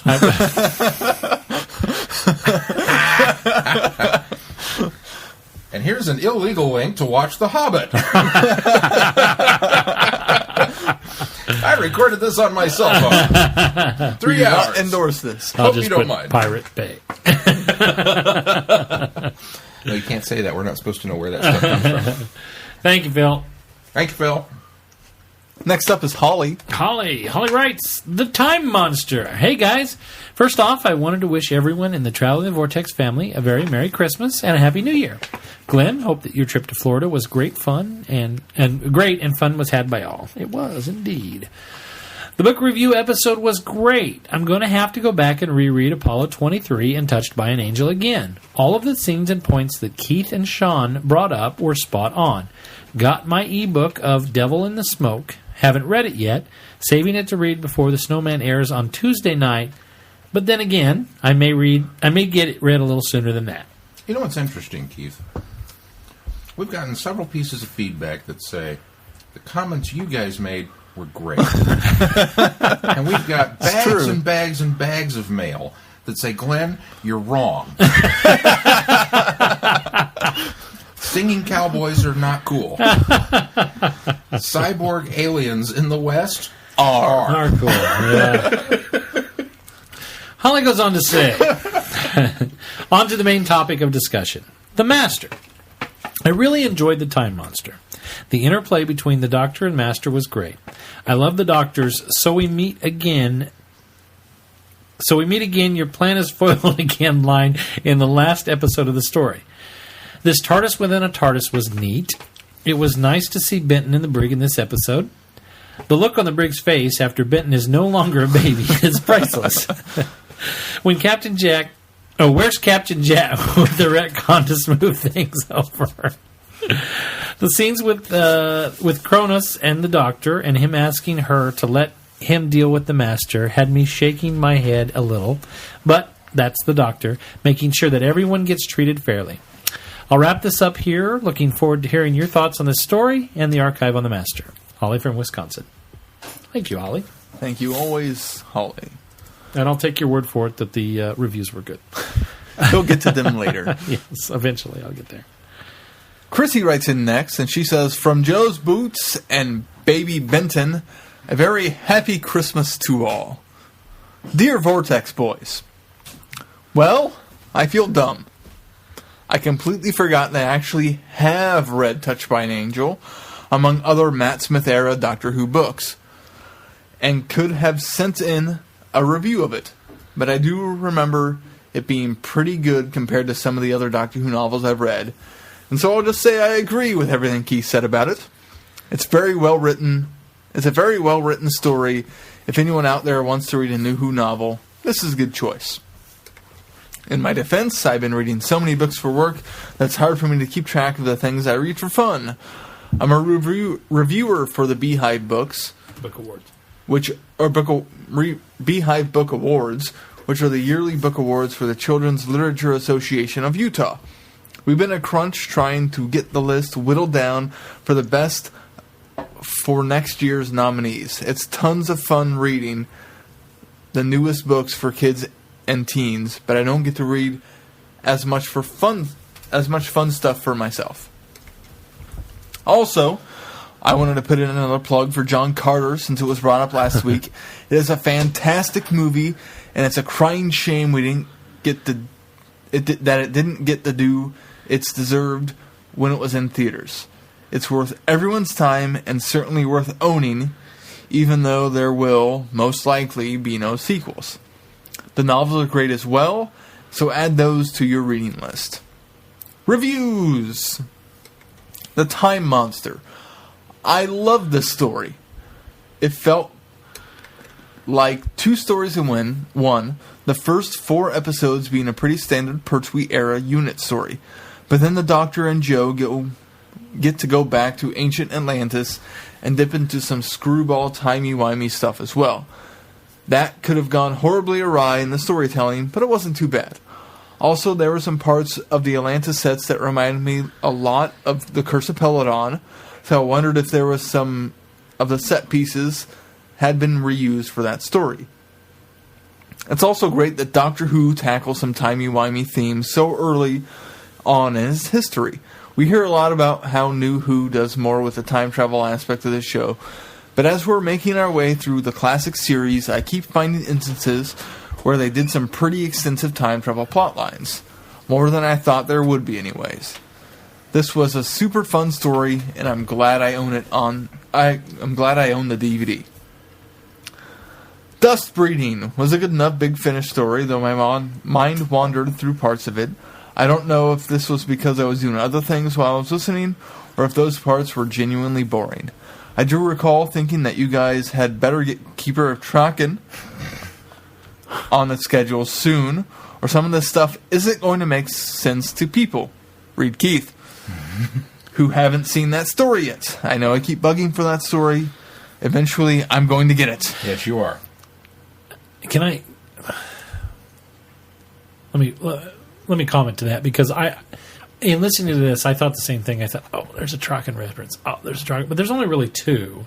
And you've seen stories like Deadly Assassin. Well, Deadly Assassin. You saw Deadly Assassin. And so you know the decayed state that we're referring to. Yes. And that they reference in there. And we've told you that he stole a body a Traken body. So I think obviously based on that, somehow. based on that, yeah, exactly. So based on that information. I don't think anything was really ruined in this, you not having seen Traken. Now, I think Traken will... in Traken that I'm trying to keep from him that I'm hoping, I think was actually technically spoiled early, but I think he doesn't remember. I think there'll be a lot more appreciation for dust breeding once you've seen Keeper of Traken.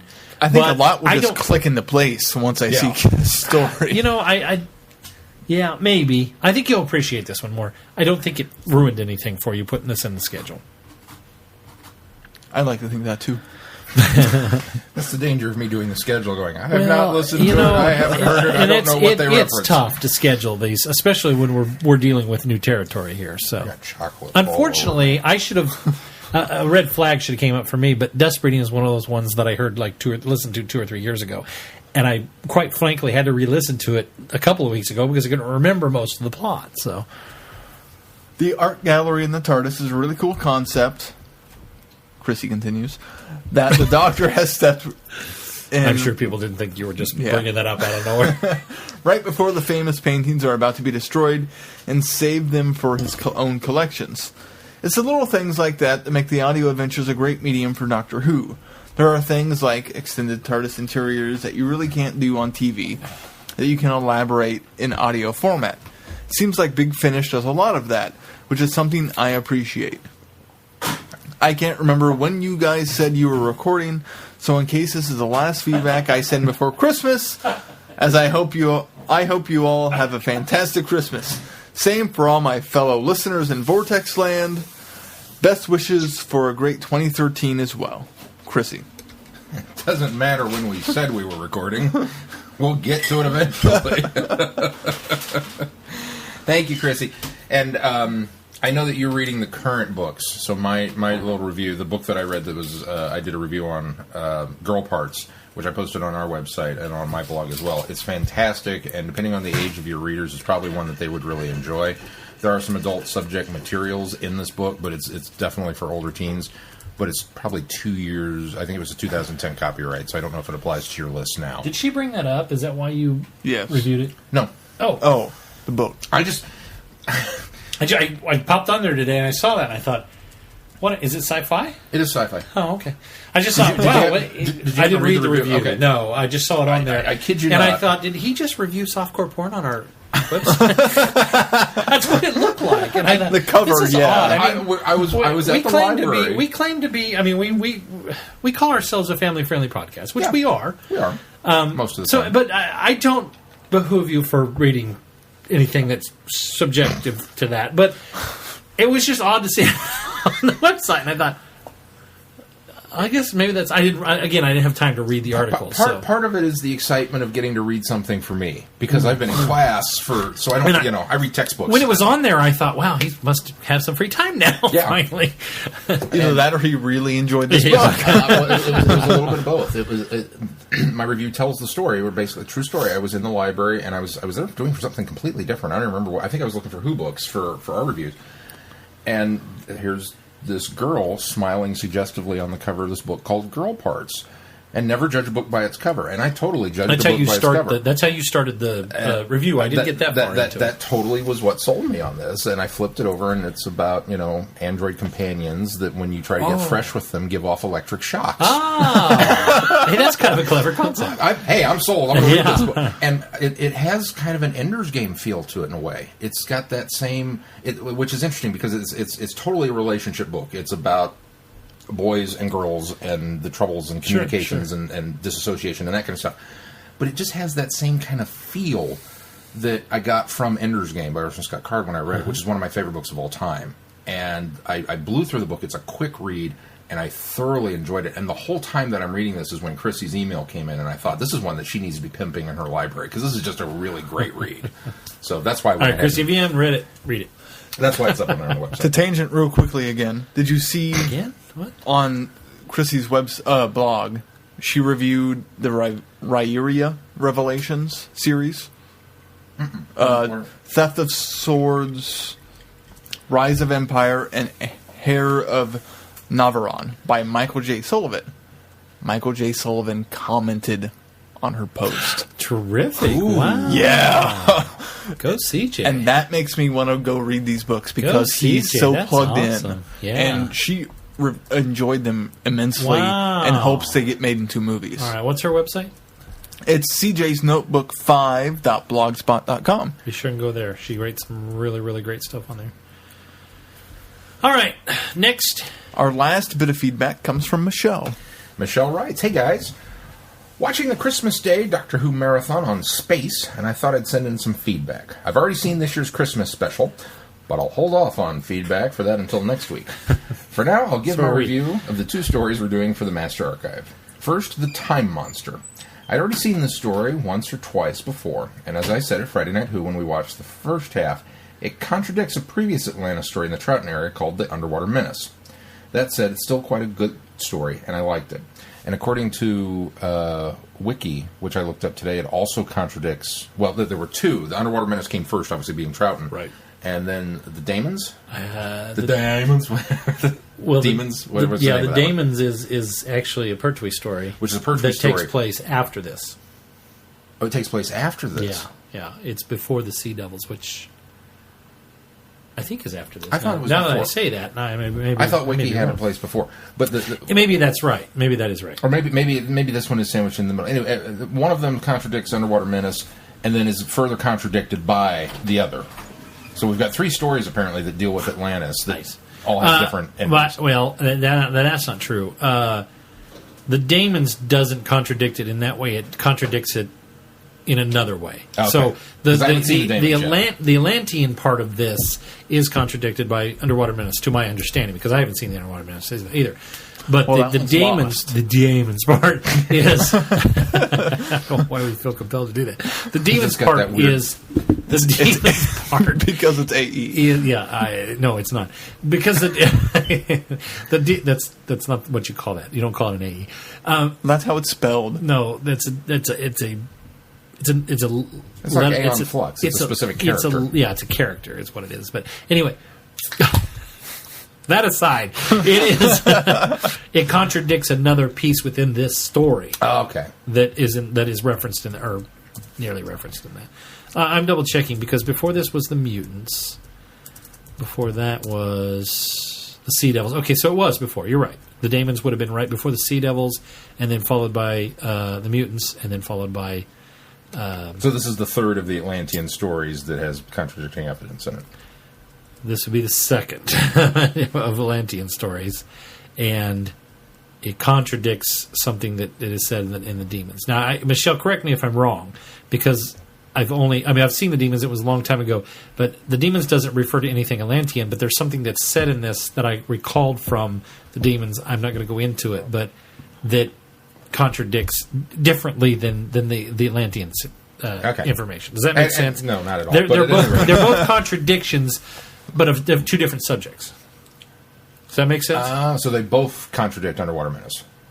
No. This one contradicts Underwater Menace, and this one contradicts something that happens in the Daemons. But it's 2 different subjects that are being contradicted. Kind of how there were... And... 2 stories. Who was it that said that parts of this might have been reused for... I think that was Chrissy. Actually, the Peladon adventure... Well, the first curse comes before this story. Yes. So they would have been reused from Curse? Is that what she was saying? Is that how she was referencing? Okay, yes. Which that was one of the things that we commented on, is we thought the sets were really impressive. Once again. And we thought they were impressive Peladon, so perhaps. Michelle continues. Next, Dust Breeding, which I listened to a couple of weeks ago. I found it interesting, if a bit confusing. When I listened to it, I'd forgotten that this was for a Master Archive, so when the Master introduced himself as the cliffhanger for Part 2, I was surprised. Even when I knew it was him, I was confused as to what his plan was until he spelled it out. I like that. That's cool.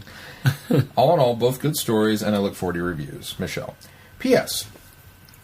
This is unrelated, but I found something about Moffat that I think you should take into consideration, considering the way he treats female characters.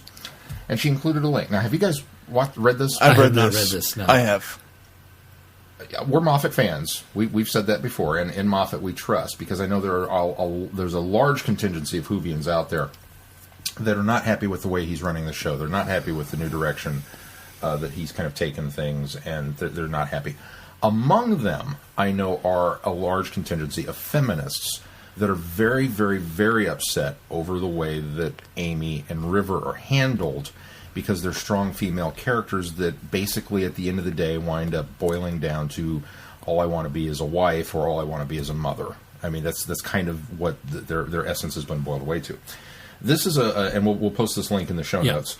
But this was a blog post that was written by somebody, and I kind of always take things like this with a grain of salt, because I think a large number of these people who are specifically, upset, it's written by Alice Marie. Who is? I clicked on the link. I don't know that she's obviously an author. We're just going to credit her. Yeah, she wrote the article. She writes for Geek Quality. But there are a large number of these people. I guess I'm pointing out that it's a woman that wrote this. Yeah. Yeah. But there are a large number of these people that I honestly believe are just... They're looking for things to complain about? Yeah, they've kind of become... You did read the article, though? I did read the article. Okay. But I think a lot of these people have kind of become the Star Wars fans, where there's a joke that's now circulating where you can tell a Star Wars fan is a Star Wars fan by how much they hate it. Because it's just... I hate that. Well, I know. It's just... It's annoying. I got that feel from this article, too. Well, but that's just it. There's a lot of things in this article that she points out, and it's not just...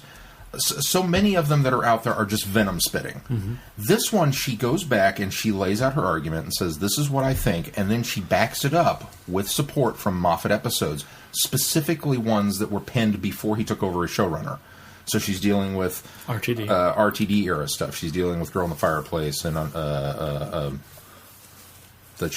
Empty Child, and Blink and things like that. And she makes some very, very valid points, I think, in her argument. I thought her Blink arguments were a bit of a stretch. So you have read it? I've read it, too. Oh, okay. In the case, I apologize for being behind on this homework.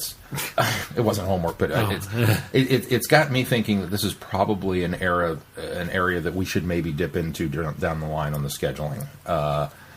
And with current revelations of episodes that we have not reviewed yet that may have aired on Christmas Day, I can kind of begin to see a pattern as well in the way things are going. So I'll be curious to see that. It doesn't diminish my like for Moffat as a writer, but it does maybe taint the water just a little bit, because I can definitely see some of the different sides of the argument that's being presented for the people that don't like what he's doing. And maybe it's just that what's her name, Alice? Alice. Uh-huh. Maybe it's just that Alice finally verbalized it in a way that made sense to me. Maybe that's what made this work. Well, but I definitely think it's an interesting article. Here's the thing, too, is we're all guys. That's true. Oh, yeah. Last time I checked. And realistically, a lot of things that come across to us are filtered through a man's eyes or a man's ears or a man's senses.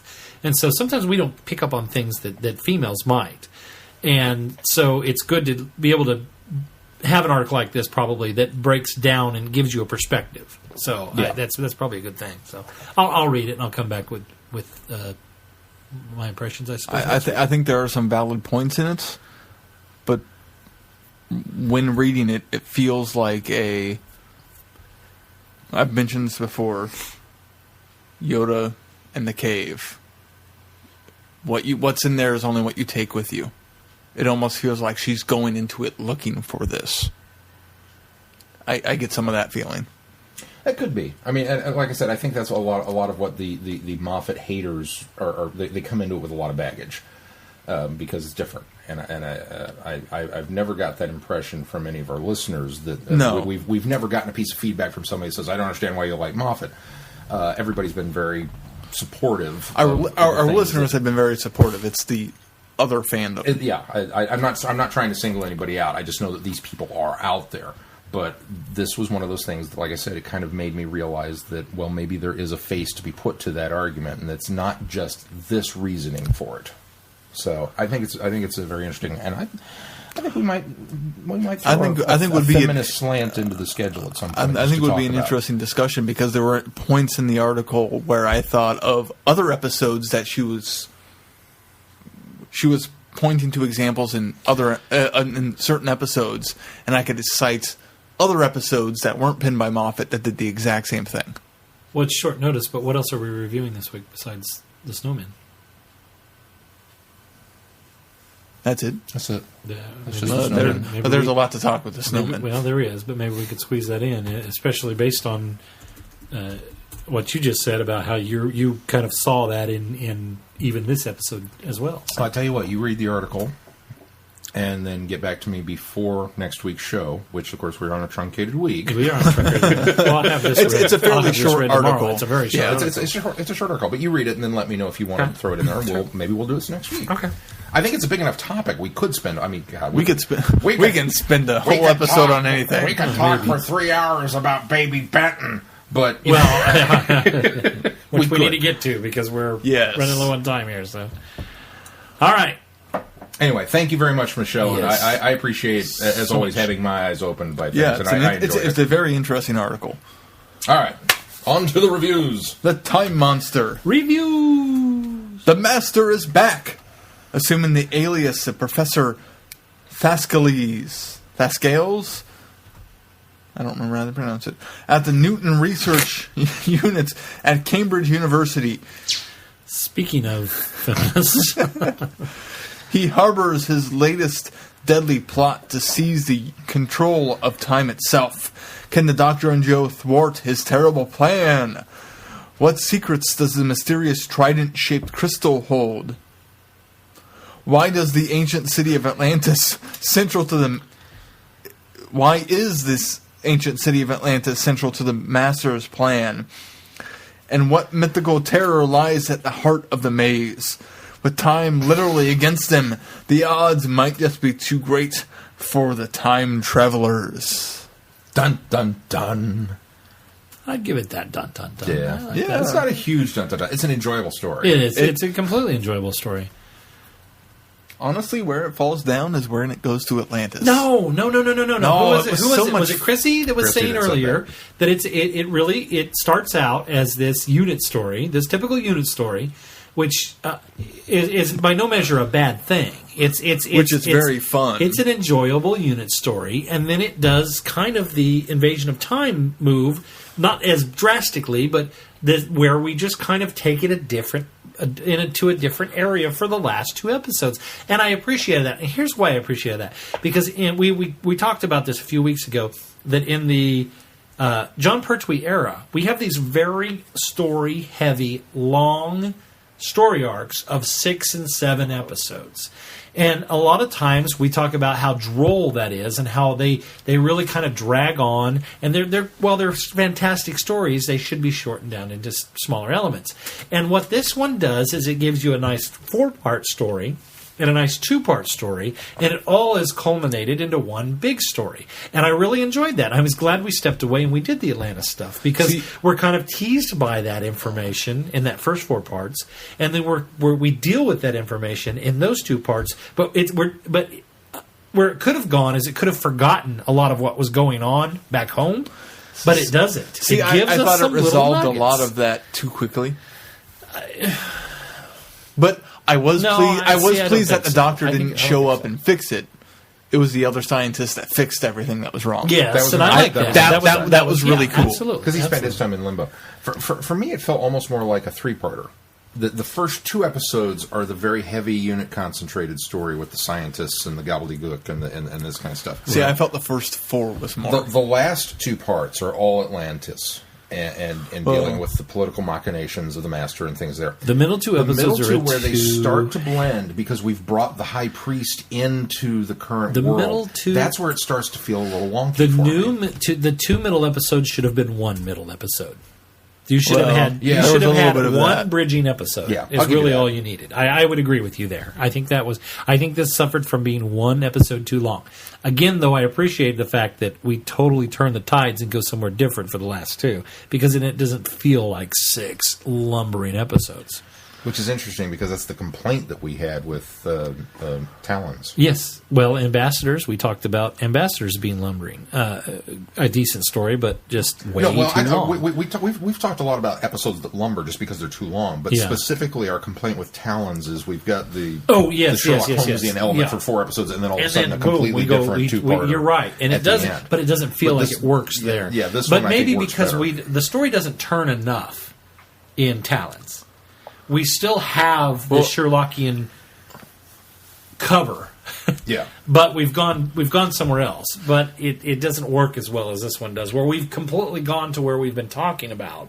for so long. And that's where I think this one works better, is the fact that we're talking about this much more than they did in Talons. It wasn't as Agreed. much of a mystery of what's going on. Agreed.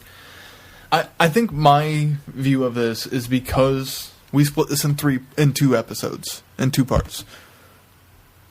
If I had watched the first 4 and then the next 2, I think I would have liked it. But sitting down for episode 4, ready for more of this unit action I've been enjoying. You guys split it by 3 and 3. We did 3 and 3. Oh, this might have hurt you this time. That was going to be one of my questions. Unilateral decision. That was one of my questions for how everybody felt about it, because Keith sent this glowing Well, had we known, review. we would have split this 4 and 2, but... Because we couldn't make it because we were moving, so we missed Friday Night Who. But Keith had this First 3 glowing was- review about how good Even the first episode 4 and it was phenomenal, and great. I'm so excited. And this is where I came in. Mel and I sat down and watched it, and the first 2 parts, man, we were right there and enjoyable, and stuff's blowing up, and the unit convoy and all this kind of stuff. And then it just kind of, why does this high priest here, and what is he doing, and what's with the giant bird? It started to go a little weird for us, and we were kind of like, Keith really liked this one, huh? Well, I remember even mostly Mel- the first 2 parts. Even more Mel than looked the at me last and one. said, well, I still think this is one of the more enjoyable Pertwee stories that I've seen. Not that I don't like Pertwee, because she does, but she's like, this is definitely one of the more enjoyable ones. But what's with this? I'll be curious to see where it goes. So maybe that did hurt us, that we needed to do something a little bit different. But maybe that's the reason why all of our feedbackers liked it, because it was, if this is how they watched it, they split it up in 3 and 3, and it kind of gave everybody that break as opposed to a big lumbering 6-parter. My apologies. I'm on the wiki now, and it says this story provided the third of 3 different explanations for the sinking of Atlantis. So the reference, That's why I said I got it the from his reference wiki. is but the reference in the demons is.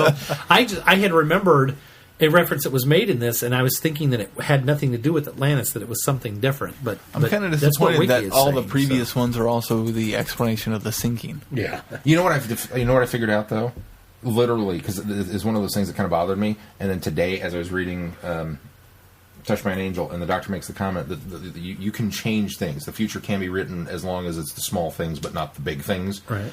So maybe this is one of those things where Atlantis must Sink. It must It sink. just It must be depends. destroyed. Who destroys Yeah, it doesn't matter. Yeah, maybe, perhaps. And we can overwrite what's come before. Perhaps, yeah. There's no rhyme or reason to why. As long as it goes down is the important part of it. That's where I chalked that up to and went, yeah, all right. Things that I liked about this, I really liked starting out with the weird, trippy, spooky dream at the beginning. Yeah. I thought that was kind of cool. That was and then very waking cool. the doctor up out of that, and it's kind of like a premonition for things to Yeah. come. What's going to happen here? I like that Joe points out that she's dim, even though, again, just like Day of the Daleks, Day or Death. Death to the Daleks. She's not Day. Just like Day of the Daleks, she proves herself very worthy. I think she's not as dim as I think she's not as dim as the writer wants to portray her. She continues to really prove herself and show herself throughout all of these stories. She that we finds see her those in. little nuggets of, She does. of wisdom And that come across. I think maybe that's why she's becoming more and more endearing to me. Do you know what else? What else? She tweeted us. Did you see that? She did? She tweeted During us Friday Night Who. Oh, I Last didn't week. see that. Katie Oh, Manning. maybe I did. I think I saw your response to it. Yeah, she had a... Yeah, that's right. I did see your response. That's right. What was the line about... Because you asked her to join us. we asked her to join, but then there was something about where the TARDISes were doing the time ram the first time and wound up inside one another, which, Right. wow, was that a cool scene. That Yeah, wasn't the that time was- around, but Well, they did. yeah, he they purposefully materialized around the Master's TARDIS and ended up, or was materializing inside the Master's TARDIS, but ended up materializing around the Master's TARDIS at the same time. Right.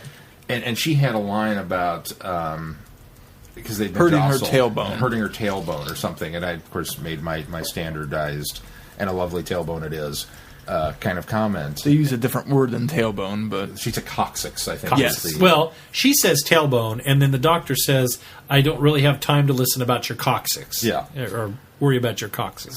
So I made my comment and of course tagged official Manning official.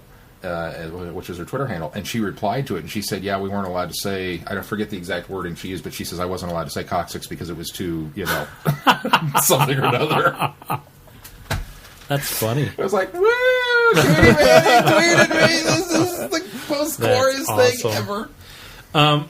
Which it was weird seeing her in a different costume.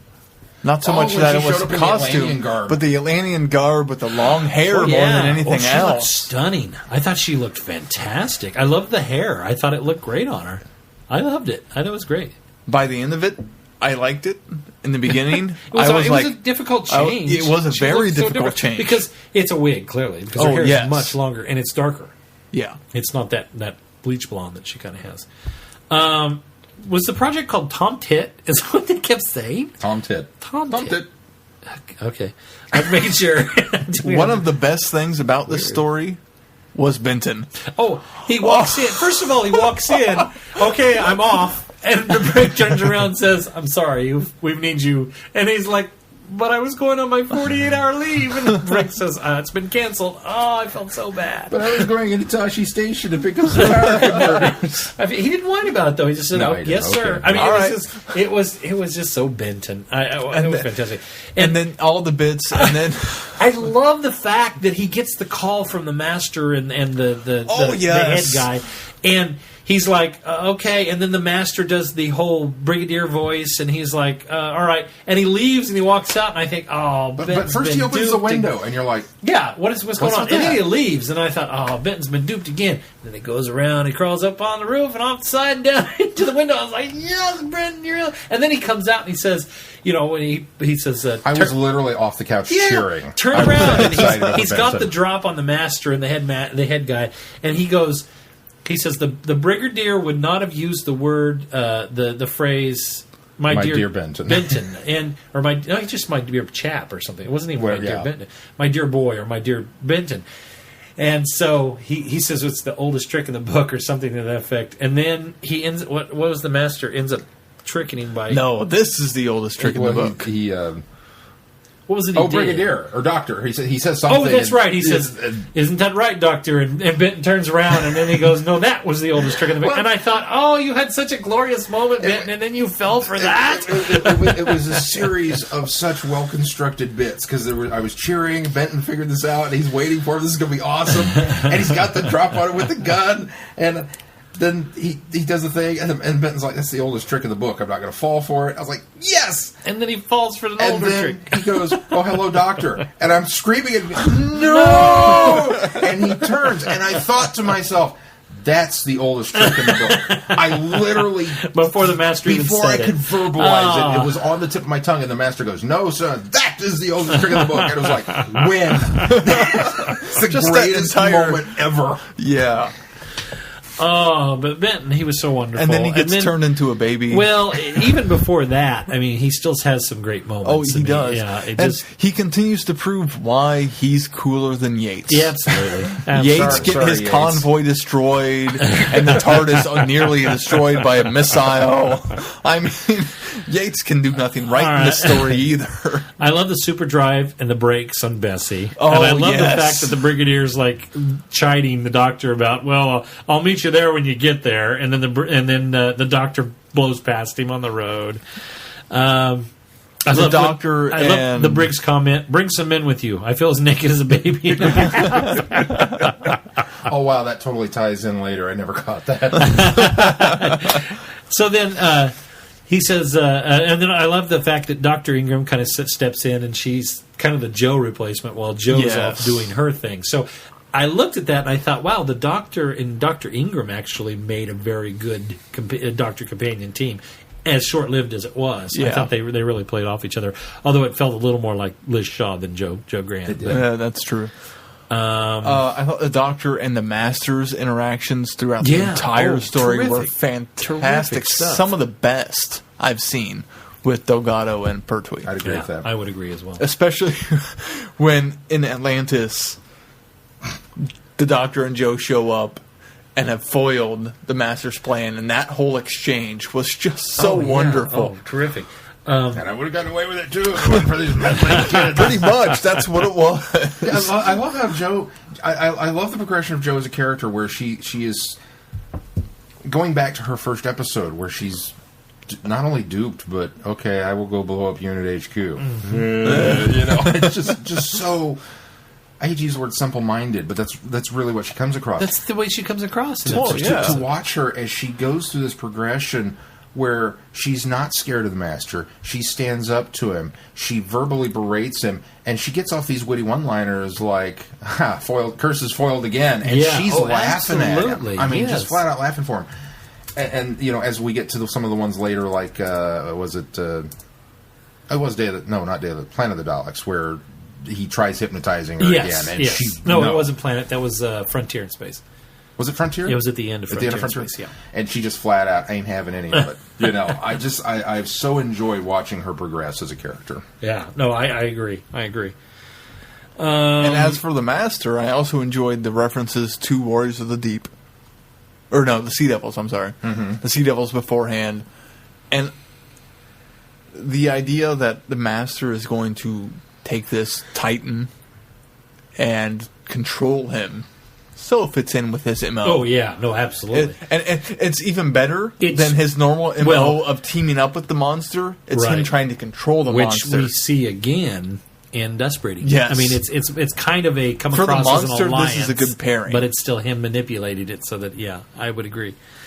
And Kronos, the when we see him come out in the bird-shaped thing, okay, we're talking 1960s, 1970s special effects here. So, I totally appreciate the overexposed blurriness of the shot because it really gives you that just enough of a offset so that you don't quite see that it's just a guy in a white bird suit, flapping around there. But I like the way that they've shot it and composed it in such a way that it's just it really seems grander and more menacing than it is, than it could have come across. So I thought that effect was done really, really well. And I do at that point wonder where all those men that the brig asked for were, because they never really showed up. I do like Joe's telling, and I don't remember who it was. Was it Dr. Ingram that she said this to when Joe says, "Don't worry, the doctor will explain later"? I hope. She gets that line because the doctor's always saying, "Oh, don't worry, I'll explain later." Yeah. And she gets the, "Don't worry, the doctor will explain later." I hope. Which, and the Atlantis stuff, I thought it almost was more shoehorned in than anything else. I think that's why I didn't appreciate it. I don't think it was shoehorned in at all. I felt like it could have used more. For it. No, it had purpose, but I felt like it could have used more, actually. See, I don't. And I'm glad that they didn't go to Atlantis for like another 4 episodes and dragged all that out. Because really, we had set up this legend. We had set up this mythos. And we had kind of already addressed the fact that Cronus was essentially locked away, or the secret, the crystal was the real crystal was essentially locked away. Which I'm sorry, that crystal did not look like a trident. It had 3 prongs. It had 3 prongs. That's all you could say for it. I liked the new TARDIS interiors in this. At least I'd never noticed them before. I was so excited when they showed us the Masters, and it was like, ooh. That's so it's cool. It's the same set with a different time rotor. But the time rotor was still cool from the Masters. It's just it's the same set with a different time rotor. Here's just it. I hadn't seen Pertwee in that set. Oh, I see. So they showed us the Masters first, and we both, ooh. And then the Doctor walked in, and it was a different time rotor, and it was like, aw. You reused this. Well, it makes sense, I guess. Yeah. I think one of the things that I didn't like about this was how the Master kept just bringing things back from time in order to stall or try to destroy the TARDIS of the Doctor. It was almost like we kind of threw that in there because the Master kind of now has control of being able to do that with this machine that he's helped construct. But on the flip side of that, I kept thinking, well, that's just how you take over the world. You just keep bringing things back through, and eventually you'll find something that will, take them out. So it was almost like that would have been part of another plan of the Master. So that's what felt shoehorned into me, and I think that's why at about the middle point of the story, I was thinking, okay, now we feel like we're stretching now at this point. You're really because we got the jouster at one point that comes in. We've got a military convoy, and you're telling me this is the. With all of Earth history to choose from, the best you've come up with is a jouster and who were the guys that they kept throwing? It was it men? It wasn't Men in Armor. It was. There was something in between the World War II bomber. Yeah, because there was a cluster of them, and the unit guys were throwing grenades and machine gunning at them. Right. But it was a ridiculous.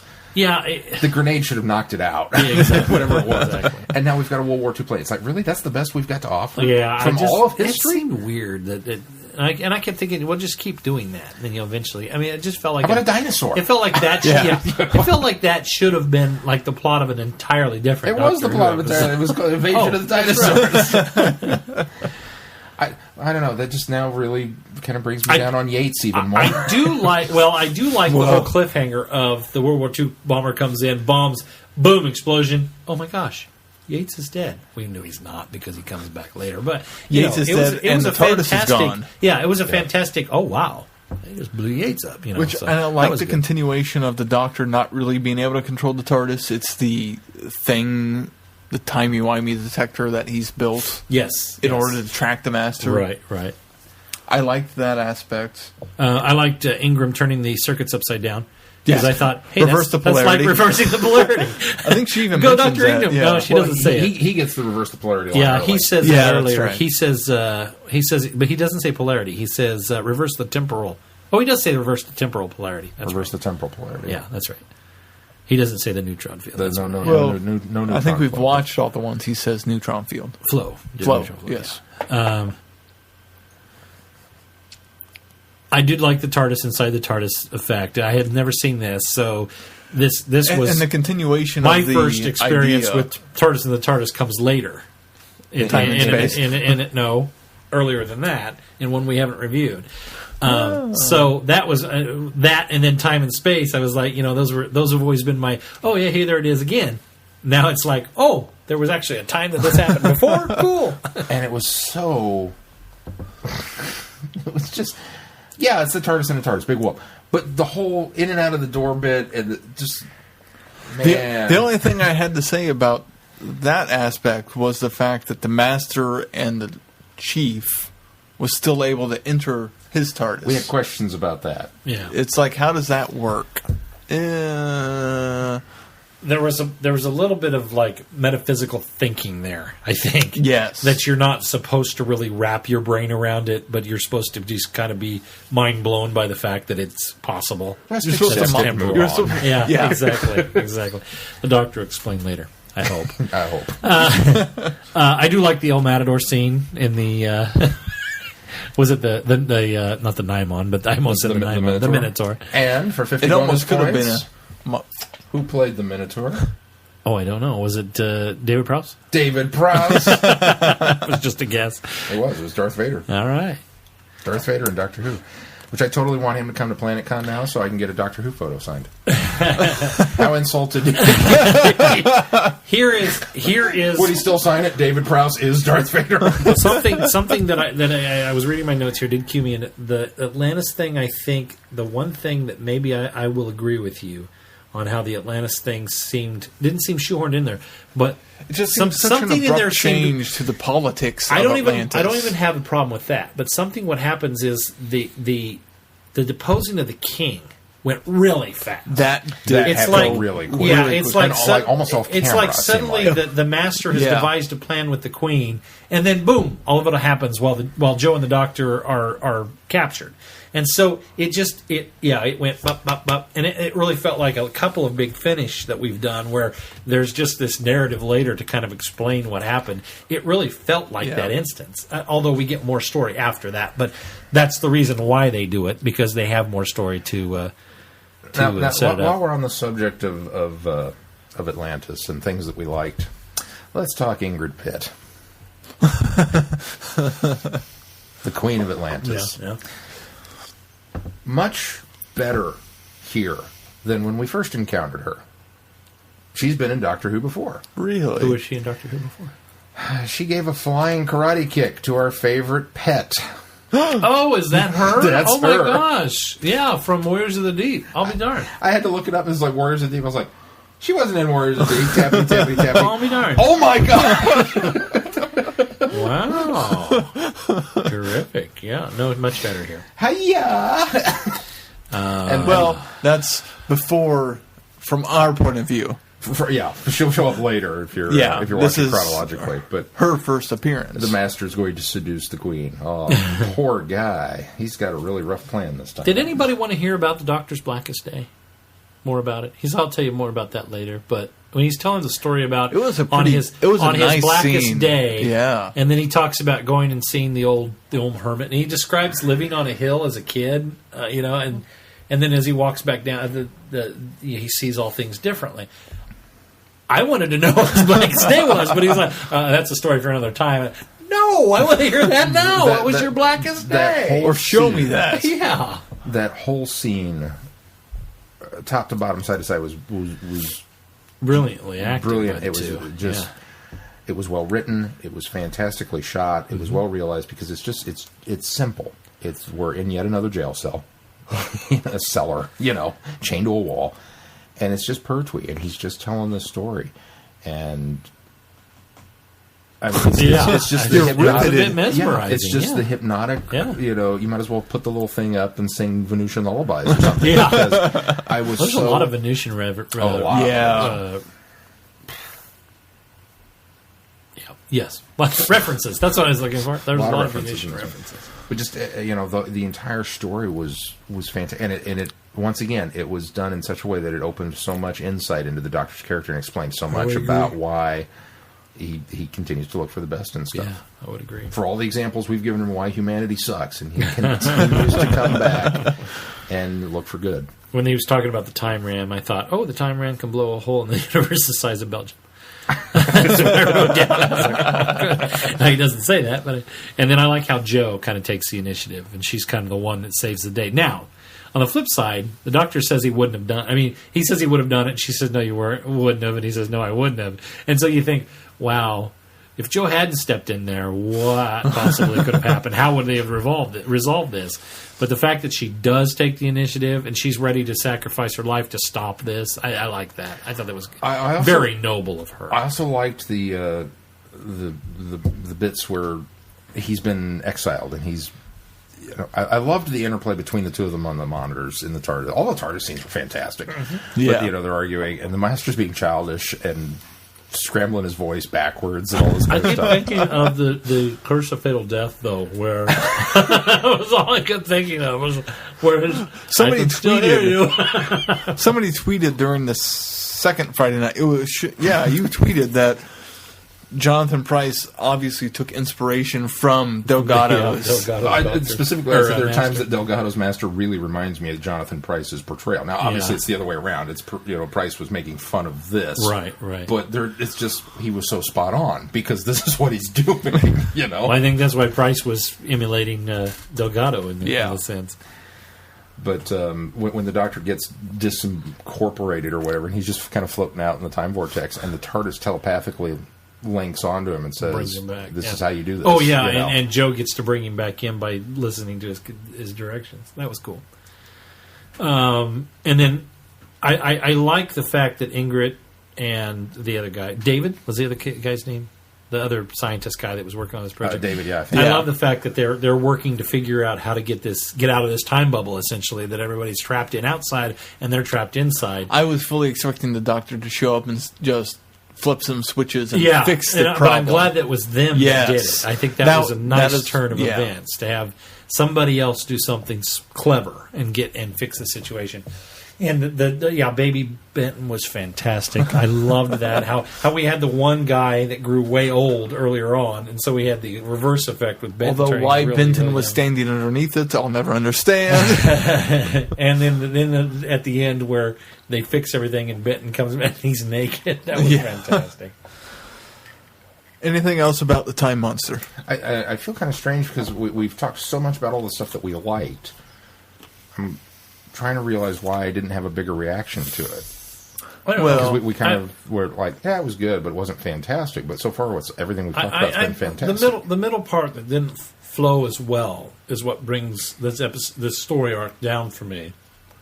And the fact that I feel like the deposing of the king felt a little rushed, left enough of a stink on the story for me to say, well, this isn't a great story, but it was an enjoyable story. It's still, I think it's very, very enjoyable. Those are the two things that were big enough downers for me to pinpoint. That was a big point for me, and I just didn't care about the Atlantis stuff once we got there. That's too bad, because I thought that was an intriguing part of the story. It was intriguing, but I enjoyed the unit stuff so much, I wanted to get back to that. Well, especially after Bennett was turned into a bit. I felt that the unit stuff felt very typical unit. While I still enjoyed it, it wasn't something that I was, I got to go back to that because. See, and I almost felt like the Atlantis stuff could have been its own episode.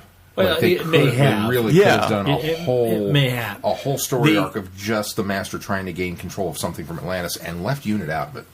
I really felt it had enough potential there that you could have done it. Well, and shoehorned into this fantastic unit story. But because, I didn't feel that it was shoehorned because we were going over 6 episodes. Right. Well, I think that's why it worked, because clearly back in the day they decided at some point that we need to write really long story arcs. And if you're going to make that executive decision that we're going to write 6 and 7 episode story arcs, figure out how to do it right. I think this is how I think they figured out how to do it right. Well, which when we watched some of the bonus features after we finished, and some of why Atlantis comes so much later is budget reasons. Oh, okay. And that sort of makes sense. That makes sense to me too. Yeah, so, they were justified in what they did. I still think it feels like 2 different stories shoehorned together, which they admit in the bonus features. It did start off as 2 separate concepts. Oh, okay. But it definitely feels, again, the first part's a unit story, the second part's an Atlantis story, and it's in the middle where they try to blend these 2 elements together that it doesn't really seem to gel so well for me. Which they've done better than other episodes. Oh, yeah. No, I'm not going to fault at that. I just that for me really is kind of the hang-up on it. I won't fault it for that, except for I do agree with the middle element being a little muddled, so... One other note, according to Wiki, is the TARDIS interior set seen in this story for both the Doctors and the Master's time machines is unique to the series, with walls consisting of far larger touching rundles. The scanner communication screen, both TARDISes are circular, embedded within a rundle, which was only ever seen once before in Claws of Axis. So this is apparently the only time that particular interior was used. You keep saying rundle. It's roundel. Roundel. Rundle. All right, next up. Dust breeding. On 19th century Earth, artist Edvard Munch hears an infinite scream pass through nature. Centuries later, his painting of that scream hangs in a gallery on the barren dust world of Ducamp 331. Why is there a colony of artists on a planet that is little more than a glorified garage? What is the event that the passengers of the huge, opulent pleasure cruiser gallery are hoping to see? And what is hidden in the crates that litter the cargo hold? The Doctor's diary indicates that the painting is about to be destroyed in mysterious circumstances, and he and Ace arrive on Ducamp 331. Those circumstances are well underway. Dun, dun, dun. Yeah. I'd give it a little more grand than that, but not a grand one. This too, to me, is an enjoyable story. I don't have a lot of faults with this one. This is one of the ones that this is my third listening of this one, and all 3 times, there's only one element that confuses me that I hope perhaps you guys will explain for me. The Doctor has all of these works of art, because he's gone in and nicked them just before they're going to be destroyed in some event, which I absolutely love. I think it's great. And in our viewing, fits in nicely with Stones of Venice. Yeah, you're right. It does.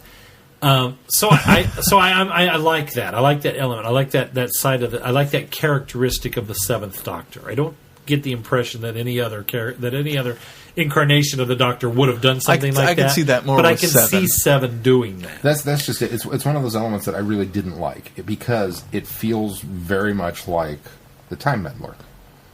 This is something the monk would do. Yeah, the monk's going to steal the stuff. monk just went and stole stuff. Well, but he didn't steal stuff. He didn't save it from being destroyed. Exactly. Well, but it's 2 sides of the same coin. Yes and no. I can appreciate the Doctor doing it though, because it's almost like a noble act of saving this beautiful artwork. But on the flip side, He's there's a writing it little off bit as that. there's a little bit of a selfish motive in it. He's and very I like much that. playing I it like up that. as I'm rescuing it. I I'm like saving that. it. I'm okay with that. But- But if it were any other doctor saying that, they did that. Well, that's just it. It would have bothered me. But with 7, I think it works. He's setting it up as I'm saving this. I'm making sure that it doesn't get destroyed. But he's not returning it to the masses. He's simply keeping it in his own vault, yeah. which is what makes it seem like. But I agree to with be you. returned eventually. If any other doctor had done this, it would have been completely out of character. Of all the doctors, 7 is the one that I can see doing this, is the most likely to do Absolutely something along this line. love the reference about. At the beginning. He says, "Is that the real Mona Lisa?" And he says, "Well, that's not the one hanging in the Louvre with the." This is a fake. It says, this is a fake Yeah. written on its canvas. I loved that. That was fantastic.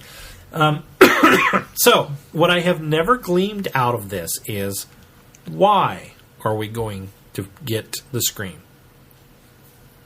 I got the impression It's that it was clear because that we're after that, but it's not like he's going there to rescue it because something's about to happen to it, right? Well, Did no, you get he that is. impression? no, that's the impression I got Okay. was that he was going to rescue it because it's going to disappear. So it Under disappears mysterious by circumstance. it disappears by going into the TARDIS. Where did it disappear from? Well, that's my problem because that's they the- don't that's make it the clear thing. that he's going to Earth to take it before Well, it disappears. that's the thing. It's like he he's going goes to the somewhere future else, right? for it to disappear. Yeah, well, So is that where he believes it's going to disappear? Yes. Is on, Yeah. on that On planet? Duke- In the Yeah. future. what is it? Ducamp Do Camp 331. 331. 331. So at some point in time in the future, it leaves Earth and is sold into this collection on Ducamp 331, And there then it it's going to disappears. disappear, which is why all we're right, going all right. to this. See, I just out of the way, For some nowheresville. reason, I just never could glean I knew he was going, but it didn't.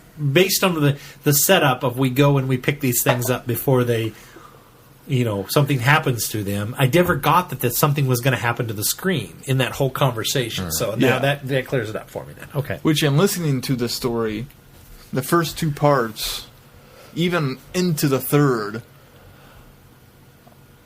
I don't care what's going on along this space cruiser, this cruise ship in space. See, that's very important. And It's important later on. it is, and And but while that's- I paid attention, I just was more like, let's get back to the doctors who all that. Well, and then it ties back in I nicely sort of agree, at but the very end. But it's structured nicely. The fact that we've got this story that's being peppered in here as we go. Because and I guarantee you would have done the same thing had we just addressed that later on. Oh, yes. and just gone to Absolutely. it. You would have gone. Where did this come from? Yeah.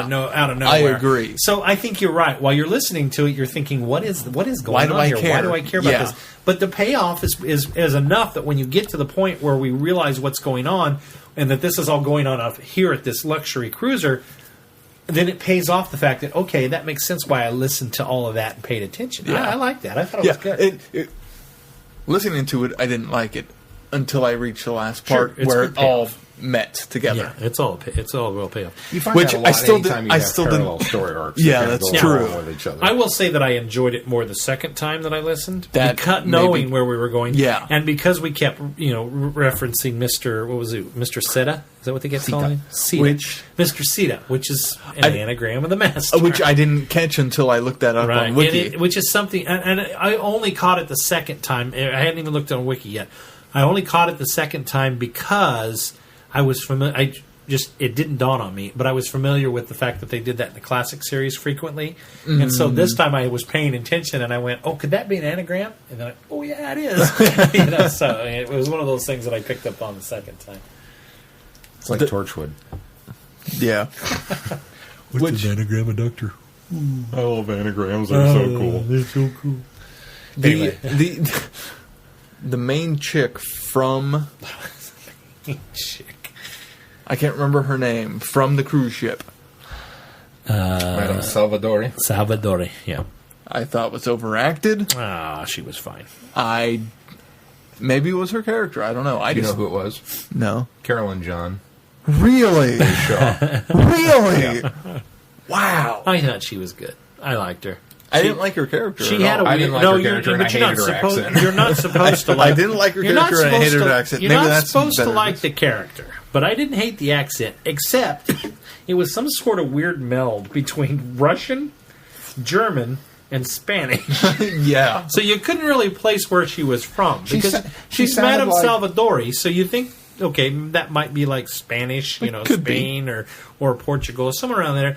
But then she had such this thick Russian accent every once in a while that kind of fell into a Germanic. She sounded like Madame Maxine from Harry Potter. Yeah. That's what I got out of it. Is Maybe. she should be A little bit. She should be in charge of a girls' boarding school instead of stealing art. She wasn't stealing art. Well, selling She was whatever she was doing. Yeah. She was She was stealing it, but in a more high society, high fashion way. You know what threw me through this whole thing? And it's funny that Michelle brought it up that the Master shows up. I totally went into this knowing. Oh, that- so did that I, we're knowing it doing was a this. Master Now, this is my Archive. first time listening to it, but I know the Master's in it, right? Well, clearly you set up the I set this up on Adversary purpose. Archive. So we get this great story at the beginning from Guthrie about the Dalek ship Yeah. that crashed and got sucked down to the planet core. Every single time they went outside and the wind's blowing and howling, and they're like, "What is that noise?" I hear Dalek screaming. Oh, yes. They added that totally in effect there. into it. They're totally in there, and I'm like, "Is this a Dalek story? Did I screw up?" Because first time I listened to it before I knew it was even a Master story, I thought the Daleks were I going thought to it was. show I up. thought for would sure it was a agree. Dalek story, and then the Master does show up, and I'm like, "Oh, okay." yeah. So then we get to the big And the reveal Creel- at the end, and he's got eggs. And I'm like, well, they're Dalek eggs! They're going to be Daleks in the story! He's teaming... What the hell are the krill? I mean, Which, according to Ace, they've encountered before. apparently in book form. Yes, In the book format? Yeah. Okay. Okay, so, but here's the beauty of this story. This is what sold me on this whole story and made the whole thing enjoyable for me, is we went and we set up this whole Dalek story. And Bev kept, which Bev clearly they've run across before as well. She was Genocide in Machine. Genocide Machine. Oh, that's who that was. Yeah. Oh, yeah, okay. I instantly 'Cause recognized they her said voice, Bev, and I totally and then thought, when they oh, this heard must that, have been yeah. something we were in. But well, that sounds familiar. Oh, that's what it was. Genocide Machine. Okay. So anyway, Bev is totally poo-pooing this guy, this crazy old man, about his theories and his stories and all this stuff. And he talks about the saucer, the Dalek saucers crashing on the planet, the dust taking it down with. Great story. Fantastic story. And then that's all there is. And I thought, oh, okay, well, maybe the guy is crazy. And then as he becomes a little more sane, and you think, okay, now this guy's something, you've already kind of forgotten about the Dalek Yeah. story you told, though. And then we come full circle for the resolution of the story is that he ignites the Dalekanium that is buried within the planet. The guy was actually right. That was about one of this. the best And parts about the comes story. all the way around full circle that we've talked about this, we've set it up, and then we take, it becomes the fruition at the end, and we don't have the Daleks in it at all. But we still have those two elements at work. That was the most wonderful part of the story. Is when That part was when he genius. explained it, I was like, wow. Everything in between became very quick and rosy, and I liked it all. My only complaint about the story really is the idea that this super weapon suddenly becomes conscious. Or grows sentience, and then somehow is trapped in a painting. Well, they explained it's that all, well. It's They all very explained that fuzzy, well. I thought. Well, they explained it well. That it went to Earth to hide, and that See, I guess I didn't understand why it went to hide to begin with. It's an ultimate Well- weapon. Why is it hiding from? because it had fought the Creel the first time. Yes. It had completely diminished its energies because Yes. it was exhausted from this Oh, okay. huge battle. Yeah. It's exhausted. It went so to it's going recover someplace to more than recover. hide. Right, Okay. right. But it had to go somewhere to recover, and so it ends up in Edmund Monk. Paint. Yeah. It ends up in Edmund Monk. It becomes part of it. It possesses didn't get him. that. Yeah, and now it kind of causes him. That's what because Edmund Monk was screaming when he you was insane. Yeah. That's true to history, and so they're kind of retfitting this as that was the reason. And it took the psychic link with him, and he painted the painting, and then it projected itself into the painting where it would go lay dormant until it was reawakened. See, I guess I didn't realize Oh, that I it was thought it was- in Monk.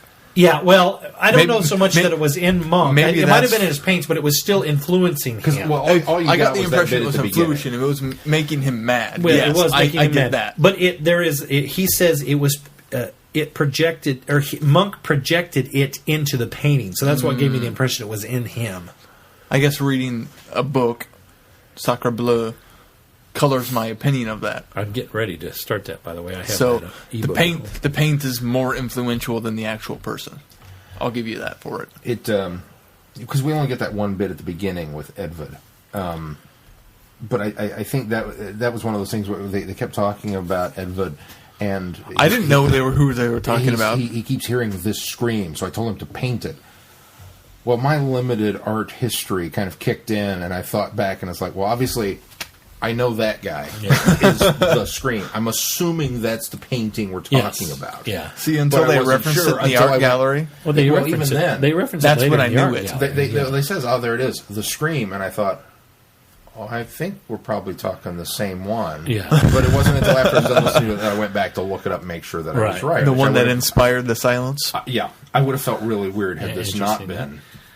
You know, if I, Yeah. Oh, that's what we're talking about? Okay. But so I'm glad I was at Yes, least right yes, on that and that he picked something. I agree with everything you guys have said about this part and this part and this part working. Here's what I don't like. I don't like the middle of the story. I thought this commune of artists living out on the sands could have been really cool, and it wasn't. There's one insane guy that's running around there, and he's possessed by this thing. And I just, the more I listen to it, I kind of agree with the feedback. It's like, I'm getting bored. I just don't care anymore. See, it's And the I love vehicle. Bev, It's the vehicle as to which it needed to. Well, it's one of Because those things. he- Because of the way the story's constructed, you couldn't go anywhere else with it. He's trying his entire life to impress someone with his art. Yeah. And this is his chance to impress Madame Salvadori. So the vehicle in which he's going to do it is this thing that's using him while he thinks he's using the entity. The entity is in turn using him. So I thought that was cleverly done as well. Now, there is a moment in there, and there is a small time in there where that got a little dry. I will agree. I think it was dry. I think it was just, maybe it was because they so took Ace out of her element. Because They made her a screaming. she was, yeah, companion. She became the I need help Only assistance. in that one scene, and it was conveyed well enough Well- that she was in some sort of extreme pain. She was in from extreme this. pain and really terrified of Yes, whatever was in this yeah. thing. But it just, I don't know. Sophie Alford is such a good actress, and Ace is such a fantastic character that putting her in that scenario just didn't seem to work for me. Yeah, I don't know. I'm not It worked quite sure for what me. it was. It worked all right for me. But she kind of takes back over toward the end when we're fighting the Krill and we're on the spaceship. and And she's things the are one that and- has to drag the doctor back to to the TARDIS. which is that entire bit is and great. she's telling Bev, "There's nothing we can do. Leave her." Yeah. I mean, I so love that that's- Salvadori Which sacrifices the first herself, time too. I she think tries that was, to sacrifice herself, Yeah. Ace or I Bev, thought you were talking. Bev yes. stops her, Right, exactly. and Ace is like, "Just leave her." Yeah. and then finally she gets to do it. Right. But yeah, just the whole middle part of the story, I kind of just there just wasn't anything. I think what really bothered me is it felt very much like Ghostbusters 2. It felt like we've got Vigo in the painting, and he's going to do something bad. I never went there in my mind until now. You're welcome. Me neither. Vigo's in the painting. He's going to do something bad. Okay, I'm with you. And we've got the crazy art guy, Curator. the curator, whatever he's doing, trying to impress people. But somehow we elevate. No, he's trying to get laid with Dana. Right. But we go from that to It's true. the planet grows arms and begins stomping around trying to grab the spaceship, and it just, there was such a huge leap there. Almost. No, really, Almost. There was such a it huge doesn't leap get there to that that point it where just felt- It just no. grows arms. It doesn't grow legs. Yeah, I got the impression of this moving, living planet, but not like humanoid. It was just I'm not- it was just these tentacles, Tentacles maybe reaching of out dust, Of because dust. it's That's all why I sand. say I'm them fine grow with legs. that. But I'm fine with that.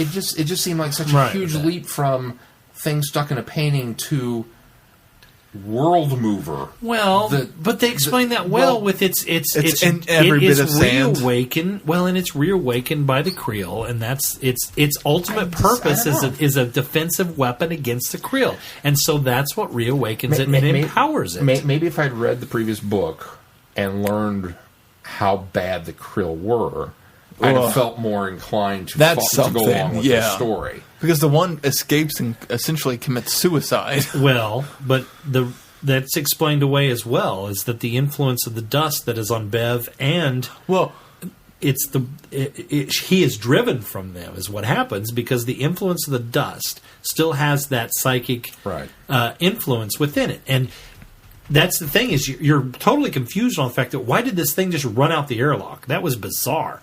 And later, when the one advances towards Ace and she scares it off, I never put those two together. That's exactly I never why thought that both was of those why. Krill. That's what saved both of them, is the dust on their clothes, and so that's why the doctor, one ran out it's there. one of those The dropped doctor lines. drops The the doctor line, says, but it's the dust is permeating everything. But not dropped in a way that it's like just kind of throwaway. It was appropriately explained, because then he takes the dust, puts it on his handkerchief, and he's going to focus his attention. Yeah. I thought it was dropped well for the one that they explained why it ran away. I thought the one that escaped out the airlock was just going after. No, it's because he creature. talks about it coming at them, and then it turns and goes another direction and runs out the airlock, and they're confused by that, because why did that one just commit suicide? The other thing that I'm a little... It's implied that it was driven away. I'm torn on this one, because I like the fact that it's classic Master. I like the fact that the MO is still here, that he's gone to go get help from an alien species while still trying to maintain some sort of control over this. Those are both, and they brought them both together. I mean, they're two different plots for the Master, but they're both things that he would do. They're both schemes that are within his thing. But at the same time, I'm kind of like, we've done that, it hasn't worked. You've done that over and over and over, and it hasn't worked. When do you learn the new trick? It's just it feels comfortable. Yeah, as a Master story. Yeah. It's like the Daleks do to me sometimes. Yeah. It feels comfortable, but you do find yourself thinking, that didn't work last time. Why are you trying this again? But yeah, I agree. I did like the Master. I liked Jeffrey Beavers, who played him. Yeah. I liked his portrayal, which this is kind of the one we keep dancing around, and it's not until I heard his voice that I was able to actually put that with it.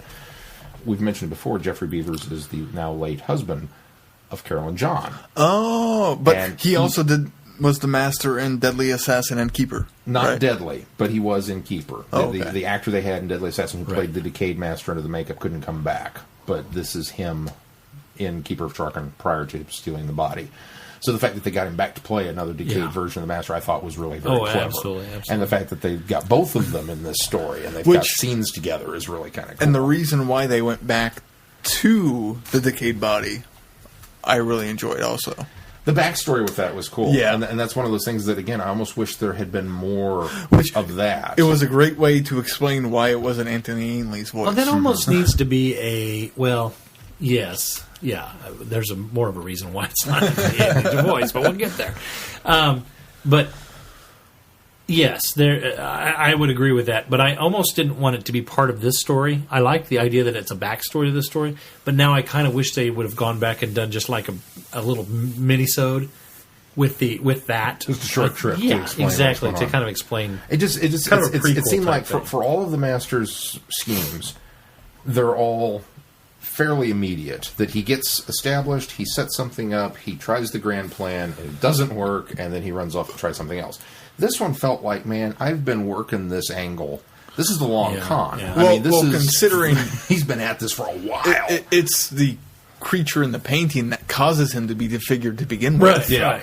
Which was a nice tie-in. And I love the fact that he just flat out admits, I underestimated how powerful this thing was, and I screwed up. And it's kind of like, that's something, because the Master is so full of himself, he would never admit that. No, and for him to admit that really kind of, okay, maybe this thing in the painting, I've been short selling it, because it's not Vigo. It's much better. Something else that bothered me about it, this would be my other complaint, is it's not really understood when the Doctor concocts this plan to to project his psychic ability, use the TARDIS to project his psychic ability and try to control Vigo.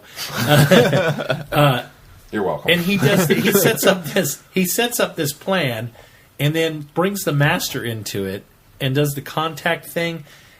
And I'm never quite clear on the fact, is he inviting the Master to do the same so that there's this struggle?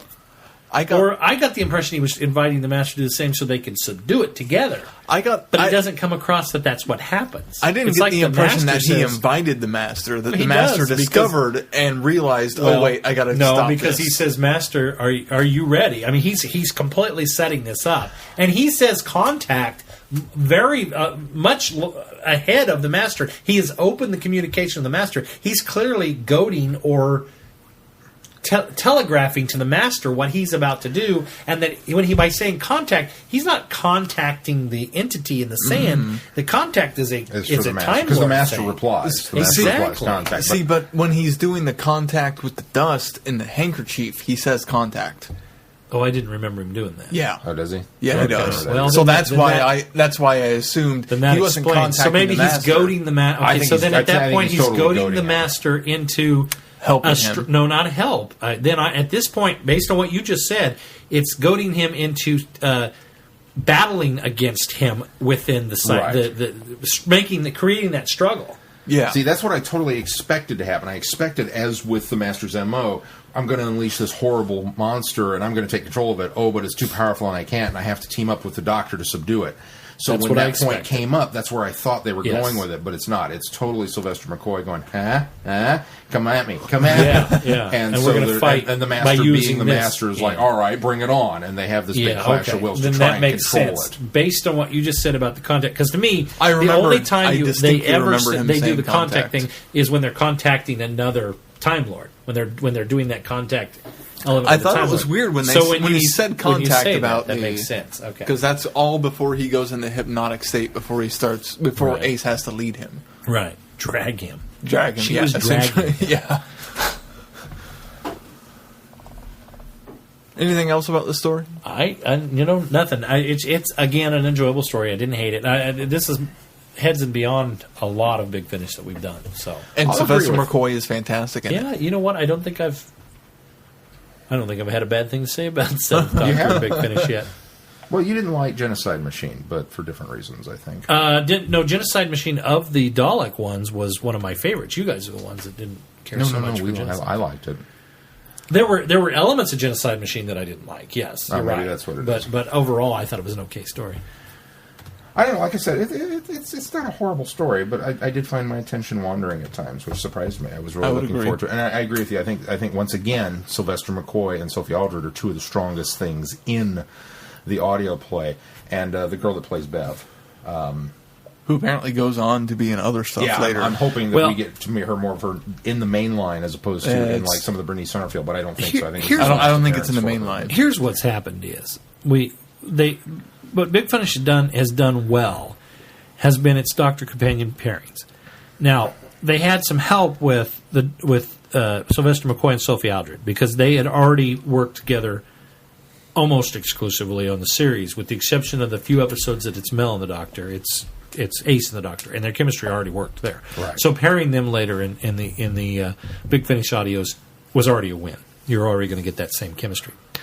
The Doctor and Evelyn has been a fantastic pairing of those two characters. So those episodes have always been spot on as far as the acting goes. Yeah. I mean, despite what you have to say for the story, it's always a strong chemistry and always a strong acting. And the same goes for Charlie and the Doctor. What we haven't done is, and I think that the Doctor and Nisa, in the few that we've had with the Doctor and Nisa, it feels like they work well together, but they don't have quite the chemistry that the others do. So I'm looking for that companion that Five really clicks with in the audios. And maybe it's because we've done probably the fewest, maybe, of Davison's audios, comparatively.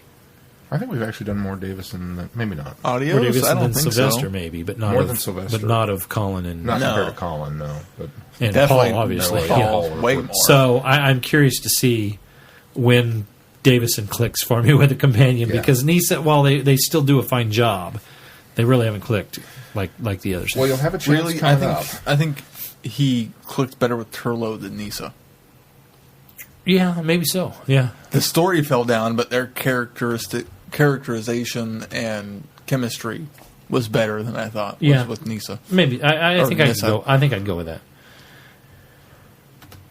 But we can find out coming up. All right. You'll find out Well, coming up. what's up on the schedule? Well, next week, or later this week, for Friday Night Who, we're doing the Christmas Invasion as our Christmas tribute, even though it's after Christmas. Yes, Glenn, I know that bothers you, but we're doing it anyway. Christmas after Christmas. As long as we get it out of the way before New Year's, we're all right. He just wants to talk about the episode. That's what's bothering him. Our work actually postponed our For ridiculous Christmas. reasons. Well, actually, it was explained to me, and it makes a lot more sense. I'll talk to you after.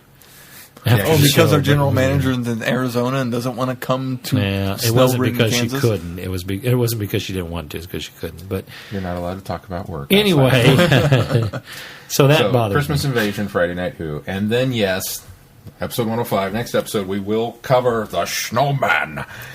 It hurts. Well, that's the first time that's happened. And can I just say, I loved Ian McKellen. He was awesome. Anyway, He was hardly in it. doesn't matter. Sir provide- Ian McKellen. Excuse me. So the Snowman will be our talk next week. Then going into the new year, just briefly, this is all posted on the website, so you've got your homework assignments out there, but just to reiterate, the following week we're doing The Awakening with Peter Davison for Friday Night Yes, Who. we are. And then our next episode, number 106, will be reviews of The Awakening. And Big Finish, main line, number 20, Lupus Garox, which I probably murdered that pronunciation because it is French. Which It's is not lupus. It's Luf Garox, Gero. which is the Dr. Interlo. So you'll get an opportunity to see if that's one that works for you. All right. The following week we'll be doing the Pandorica Opens and the Big Bang because that show, the next show, 107, is a Big Finish show for Paul McGann.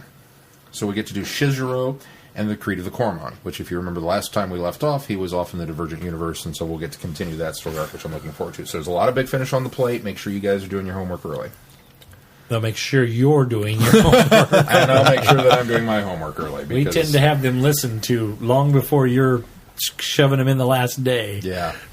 3 hours. If you wouldn't report those things on Get Glue, I would never know and give you a hard time. But I see Sunday afternoon at 3:00, and I'm doing my homework for dust. No, it wasn't dust breeding. It was You did dust that. breeding it. Yeah, but it was Sunday, and we knew we weren't recording until Tuesday. I so- hoped that we weren't But- recording it. But I have seen Dalek episodes and all that come up, and I'm There's like, been some pretty oh, big this is Paul gonna be McGanns this is at going to be 8 a o'clock close at one. night. I'm listening to the thing. So yeah, I'll make sure that I get mine done as well.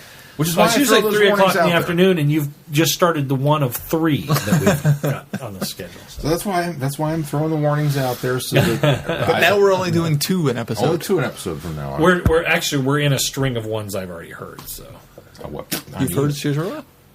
I have, but I haven't. Yeah, I haven't heard the Paul McGann ones, but I've heard. Oh, Well, that's Shizra. I've heard. Yeah, I'm sorry. I've heard heard Luc Guerreau? Yeah, that one. Ah, Luc Guerreau. That's how he knows how to pronounce it. well, it makes sense. So some more Big Finish coming up, and some more fun things, and yeah,